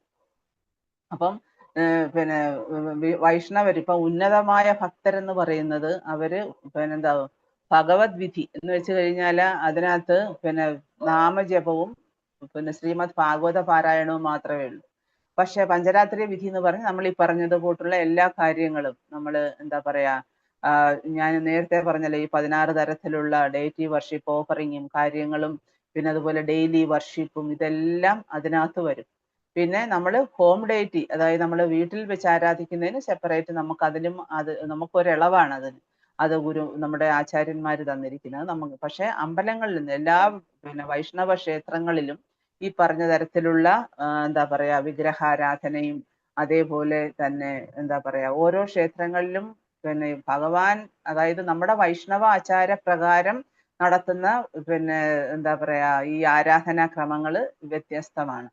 അതായത് 4 മണി മുതൽ നമ്മുടെ ഗുരുവിനെ ആരാധിക്കും. മറ്റിടത്തും അങ്ങനെയില്ല, ഗുരു ആരാധനയില്ല, നേരിട്ട് ഭഗവാനെ ആരാധിക്കത്തതേ ഉള്ളൂ. പിന്നെ അതുപോലെ വീട്ടിൽ വെച്ച് ആരാധിക്കുന്നതിന്റെ വിധികൾ ഒന്നുകൂടെ പറയാമോ? വീട്ടിൽ വെച്ച് ആരാധിക്കുന്നത് നമ്മളിപ്പോ വിഗ്രഹം വെച്ച് അത് നമ്മൾ ഇനിഷ്യേഷൻ എടുക്കണം. ഇനിഷ്യേഷൻ എടുത്തതിന് ശേഷം മാത്രമേ നമുക്ക് വിഗ്രഹങ്ങൾ വീട്ടിൽ വെച്ച് ആരാധിക്കാനുള്ള അവകാശം ഉണ്ടാവത്തുള്ളൂ. അതിന്റെ പ്രധാനമായിട്ട് നമ്മുടെ ഭാവമാണ്. നമ്മൾ ഇപ്പം കൈകൊണ്ട് ചെയ്യുന്നു, അല്ലെങ്കിൽ നമ്മൾ നാവ് കൊണ്ട് സംസാരിക്കുന്നു, പറയുന്നു, കീർത്തനം ചെയ്യുന്നു എന്നുള്ളതല്ല. നമ്മുടെ ഉള്ളിൽ ഒരു ഭാവമുണ്ട്, ഭക്തിയുടെ, പ്രേമത്തിന്റെ ഭാവം. അത് തന്നെയാണ് ഞാൻ നേരത്തെ പറഞ്ഞ പ്രേമാഞ്ചന ചുരിത ഭക്തി വിലോചനയാണ്. അപ്പൊ നമ്മൾ ഇനിഷ്യേഷൻ എടുത്തു കഴിയുമ്പോൾ, ഗുരു നമുക്ക് ദീക്ഷ നൽകി കഴിയുമ്പോഴ നമുക്ക് ഉള്ള അനുവാദമുണ്ട്, നമുക്ക് ഗൗരനിതായിയെ വീട്ടിൽ വെച്ച് ആരാധിക്കാം. രാധാകൃഷ്ണ വിഗ്രഹത്തെ വീട്ടിൽ വെച്ച് ആരാധിക്കാൻ പാടില്ല. പിന്നെ അതിന് കുറച്ചുകൂടെ നമ്മൾ ആ ഒരു ഭക്തിയുടെ അല്ലെങ്കിൽ ആ ഒരു ഭാവം ഉയർന്നു വരുംതോറും പിന്നെ നമുക്ക് ജഗന്നാഥനെ വെച്ച് ആരാധിക്കാം. പിന്നെ ഇസ്കോണിൽ ആക്ച്വലി ലഡ്ഡുഗോപാലിനെ വെച്ചുള്ള ആരാധന ഇല്ല. ഒരു ഇസ്കോൺ ക്ഷേത്രങ്ങളിലും ലഡ്ഡുഗോപാലിന്റെ ആരാധനയില്ല. പിന്നെ നമുക്ക് ചില അറ്റാച്ച്മെന്റ് ഉള്ളത് കൊണ്ടാണ് ഇപ്പൊ നമ്മളിപ്പോ ഗുരുവായൂരപ്പൻ അല്ലെങ്കിൽ പിന്നെന്താ പറയാ ബാലഗോപാൽ, ഇപ്പൊ ഗുജറാത്തിലൊക്കെ അത് പുഷ്ടിമാർഗം എന്ന് പറയും. പുഷ്ടിമാർഗം, അതായത് ചെറുപ്പത്തിലെ ഭഗവാന്റെ ചെറിയ ബാലഗോപാല വിഗ്രഹം എല്ലാ വീടുകളിലും വെച്ച് അവരെന്തോ കഴിച്ചോ എങ്ങനെ ആചരിക്കുന്നോ ആരാധിക്കുന്നോ എന്നുള്ളതല്ല, അവരുടെ ഉള്ളിൽ ആ ഭക്തിയോടുകൂടി അവര് ഈ ബാലഗോപാലനെ ആരാധിക്കും. പക്ഷെ നമ്മുടെ ഇസ്കോണില് ഈ ബാലഗോപാലിന്റെ ശരിക്കും എന്താ രാധാകൃഷ്ണ വിഗ്രഹത്തിന് ആരാധന, പിന്നെ അത് ക്ഷേത്രത്തിൽ ചില ക്ഷേത്രങ്ങളിൽ ഗൗരനിത്തായി, ചില ക്ഷേത്രങ്ങളില് എന്താ കൃഷ്ണ ബലരാമൻ. ഇപ്പം നമ്മൾ വൃന്ദാവനത്തിൽ ചെന്ന് കഴിഞ്ഞാൽ അവിടെ ഗൗരനിത്തായി ഉണ്ട്, കൃഷ്ണ ബലരാമുണ്ട്, രാധയും കൃഷ്ണനുണ്ട്, രാധാ ശ്യാംസ് ഉണ്ട്. പിന്നെ പിന്നെ ചില അമ്പലങ്ങളിൽ ഇപ്പൊ തന്നെ നമ്മള് തിരുവനന്തപുരത്ത് അമ്പലത്തിൽ എന്താ അത് കൃഷ്ണ ബലരാമനാണ്. അപ്പൊ ഇങ്ങനെ ഓരോ ക്ഷേത്രങ്ങളിലും നമ്മുടെ GBC പറയുന്ന അനുസരിച്ചുള്ള വിഗ്രഹാരാധനയാണ്. പക്ഷെ നമ്മുടെ വീട്ടില് നമുക്ക് ആചാര്യന്റെ അനുഗ്രഹത്താൽ അദ്ദേഹത്തോട് ചോദിച്ചിട്ട് നമുക്ക് വീട്ടില് ഗൗരനിത്തായിയെ വെച്ച് ആരാധിക്കാം. പിന്നെ അതുപോലെ തന്നെ ജഗന്നാഥ, ബലദേവ്, സുഭദ്രാമയ്യെ വെച്ച് ആരാധിക്കാം. അതിന് ഇപ്പൊ ഞാൻ നേരത്തെ പറഞ്ഞാൽ നമ്മൾ വെളുപ്പിനെ എഴുന്നേൽക്കുക, ഭഗവാനെ ഉണർത്തി നമ്മൾ മധുര പലഹാരങ്ങളോ അല്ലെങ്കിൽ പാലോ ഫ്രൂട്ട്സോ എന്തെങ്കിലും നിവേദിക്കുക. പിന്നെ അതിനുശേഷം നമ്മൾ മംഗളാരതി ചെയ്യുക. പിന്നെ അതിനുശേഷം അപ്പൊ നമുക്ക് എന്താണ് അതിനൊക്കെ കുറെ കാര്യങ്ങളുണ്ട് അതിന്റെയൊക്കെ. അത് ഡീറ്റെയിൽ ആയിട്ട് പറയുകയാണെങ്കിൽ ഭഗവാന്റെ മുഖം, പിന്നെ ആദ്യം നമ്മൾ ഭഗവാന്റെ മുഖം കഴുകണം. പിന്നീട് അതിനുശേഷം ഭഗവാന് നിവേദ്യം അർപ്പിച്ചതിന് ശേഷം വീണ്ടും വായും മുഖവും എല്ലാം കഴുകിയിട്ട് കർച്ചീഫ് കൊണ്ട് തുടച്ചു കൊടുക്കണം. പിന്നെ അതിനുശേഷം മംഗളാരതിക്ക് നമ്മൾ പാടുന്ന കീർത്തനമാണ് ഇപ്പം നമ്മൾ പഠിച്ചുകൊണ്ടിരിക്കുന്നത്. അപ്പൊ അതിനകത്ത് നമ്മൾ എങ്ങനെയൊക്കെയാണ് മംഗളാരതി ചെയ്യുന്നത്, അതിന് കുറെ ചിട്ടാവട്ടങ്ങളൊക്കെ ഉണ്ട്. എന്തൊക്കെയാണ് നമ്മളിപ്പം ആദ്യം അഗർബത്തി, പിന്നെ അതുപോലെ കഴിഞ്ഞ് ദീപം, പിന്നെ അത് കഴിഞ്ഞ് പിന്നെ വെള്ളം കൊണ്ട് അഭിഷേകം, പിന്നെ അത് കഴിഞ്ഞ് പിന്നെ ഹാൻഡ് കർച്ചീഫ്, പിന്നെ അത് കഴിഞ്ഞ് പൂവ്, പിന്നെ അത് കഴിഞ്ഞിട്ട് പിന്നെന്താ ചാമരം വീശണം. പിന്നെ അതുപോലെ തന്നെ പിന്നെ പീക്കോക്ക് വെതർ കൊണ്ട് നമ്മൾ ഭഗവാനെ വീശി ഉറക്കണം. അപ്പൊ ഇതൊക്കെയാണ് പിന്നെ ഹോം ഡേറ്റീസിന്റെ. പിന്നെ അത് കഴിഞ്ഞ് നമ്മൾ ഉച്ചയ്ക്ക് നമ്മൾ നിവേദ്യം, ഉച്ചയ്ക്കത്തെ നിവേദ്യം കൊടുക്കും, ബ്രേക്ക്ഫാസ്റ്റ് കൊടുക്കണം. പിന്നെ ഈ രാവിലത്തെ ഇതെല്ലാം കഴിഞ്ഞിട്ട് പിന്നെ നമ്മൾ ബ്രേക്ക്ഫാസ്റ്റ് നിവേദിക്കണം. പിന്നെ അതിനുശേഷം ഉച്ചയ്ക്കത്തെ ലഞ്ച് കൊടുക്കണം. വൈകുന്നേരം പിന്നെ ഭഗവാൻ ഉച്ച കഴിഞ്ഞ് റെസ്റ്റ് കൊടുക്കണം. പിന്നെ ഭഗവാനെ ഉണർത്തുമ്പോൾ എന്തെങ്കിലും ഫ്രൂട്ട്സോ എന്തെങ്കിലും കൊടുക്കണം. പിന്നെ അത് കഴിഞ്ഞ് വൈകിട്ടത്തെ ഡിന്നർ കൊടുക്കണം. പിന്നെ ശയനാരതി നൽകണം. ഇങ്ങനെയൊക്കെയാണ്. പിന്നെ അതിൻ്റെ ഇടയിൽ കുറെ നമുക്ക് ചെയ്യാൻ പറ്റുന്ന കാര്യങ്ങളൊക്കെ കുറെ ഉണ്ട്. അപ്പൊ ഫസ്റ്റ് ഓഫ് ആൾ നമ്മൾ ദീക്ഷ എടുത്തതിന് ശേഷമാണ് ഇതൊക്കെ നമ്മൾ അറിഞ്ഞിരിക്കണം, പഠിച്ചിരിക്കണം. നമ്മൾ വിഗ്രഹാരാധന ചെയ്യുമ്പോഴാണ് വിശേഷിച്ച് നമ്മളിപ്പോ അമ്പലങ്ങളിലെ ഫോർമാലിറ്റീസ് ഒന്നും നമുക്ക് ഫോളോ ചെയ്യാൻ പറ്റില്ല വീട്ടില്. കാരണം നമുക്ക് കുറെ ലിമിറ്റേഷൻസ് ഉണ്ട് ഹോം ഫോർമാലിറ്റി. പക്ഷെ അതിന് ആണ് പ്രത്യേകം നമുക്ക് ഈ ഒരു ചെറിയ കുറെ ഇളവുകളോടുകൂടിയൊക്കെയാണ് നമുക്ക് ഈ പറഞ്ഞിട്ടുള്ള സേവന കർമ്മങ്ങളൊക്കെ നമുക്ക് തന്നിരിക്കുന്നത്. ഈ ലഡു ഗോപാലിനെ നമുക്ക് വീട്ടിൽ വെക്കാമോ? ലഡു ഗോപാലിനെ വെക്കാം, പക്ഷെ നമ്മുടെ ഇസ്കോണിന്റെ ടെമ്പിളുകളിലൊന്നും പിന്നെ ഇത് വെച്ചിട്ടില്ല. വെച്ചിട്ടില്ല. കാരണം അത് പിന്നെ എന്താണ് നമ്മളിപ്പോ എല്ലാവർക്കും ഒരു അറ്റാച്ച്മെന്റ് ഉണ്ട് ലഡു ഗോപാലിനോട്. ഇപ്പൊ എല്ലാവർക്കും ഉണ്ട് ആ ഒരു അറ്റാച്ച്മെന്റ്. അപ്പൊ അതുകൊണ്ടാണ് നമ്മൾ അത് വെക്കുന്നത്. പക്ഷെ ഇസ്കോണിന്റെ ഇതനുസരിച്ച് രാധാകൃഷ്ണനെയാണ് നമ്മൾ ഇവൻ ഫോട്ടോ വെച്ച്, രാധാകൃഷ്ണന്റെ വിഗ്രഹമല്ല, നമ്മൾ ഫോട്ടോ വെച്ച് ആരാധിക്കാം, ജഗന്നാഥിനെ വെച്ച് ആരാധിക്കാം, പിന്നെ അതുപോലെ അഷ്ടസഖിയെ വെച്ച് ആരാധിക്കാം. പക്ഷെ ലഡുഗോപാൽ എന്ന് പറഞ്ഞത് നമ്മുടെ ഇസ്കോണിന്റെ ഇതിലില്ല. അതാണ് വ്യത്യാസം. പക്ഷെ എല്ലാരും വെക്കുന്നുണ്ട്. ഗൗരനിത്തായിയും ലഡുവിനെയും കൂടാണ് ആദ്യം എല്ലാവരും ചെയ്യുന്നത്. കൃഷ്ണ, നമ്മുടെ സമയം കഴിഞ്ഞിരിക്കുവാണ്. എനിക്ക് ഒരുപാട് പേർക്ക് ഒരുപാട് സംശയം ഈ ഒരു സംഭവത്തിൽ ഉള്ളതായിട്ട് അറിയാം. എന്നിരുന്നാലും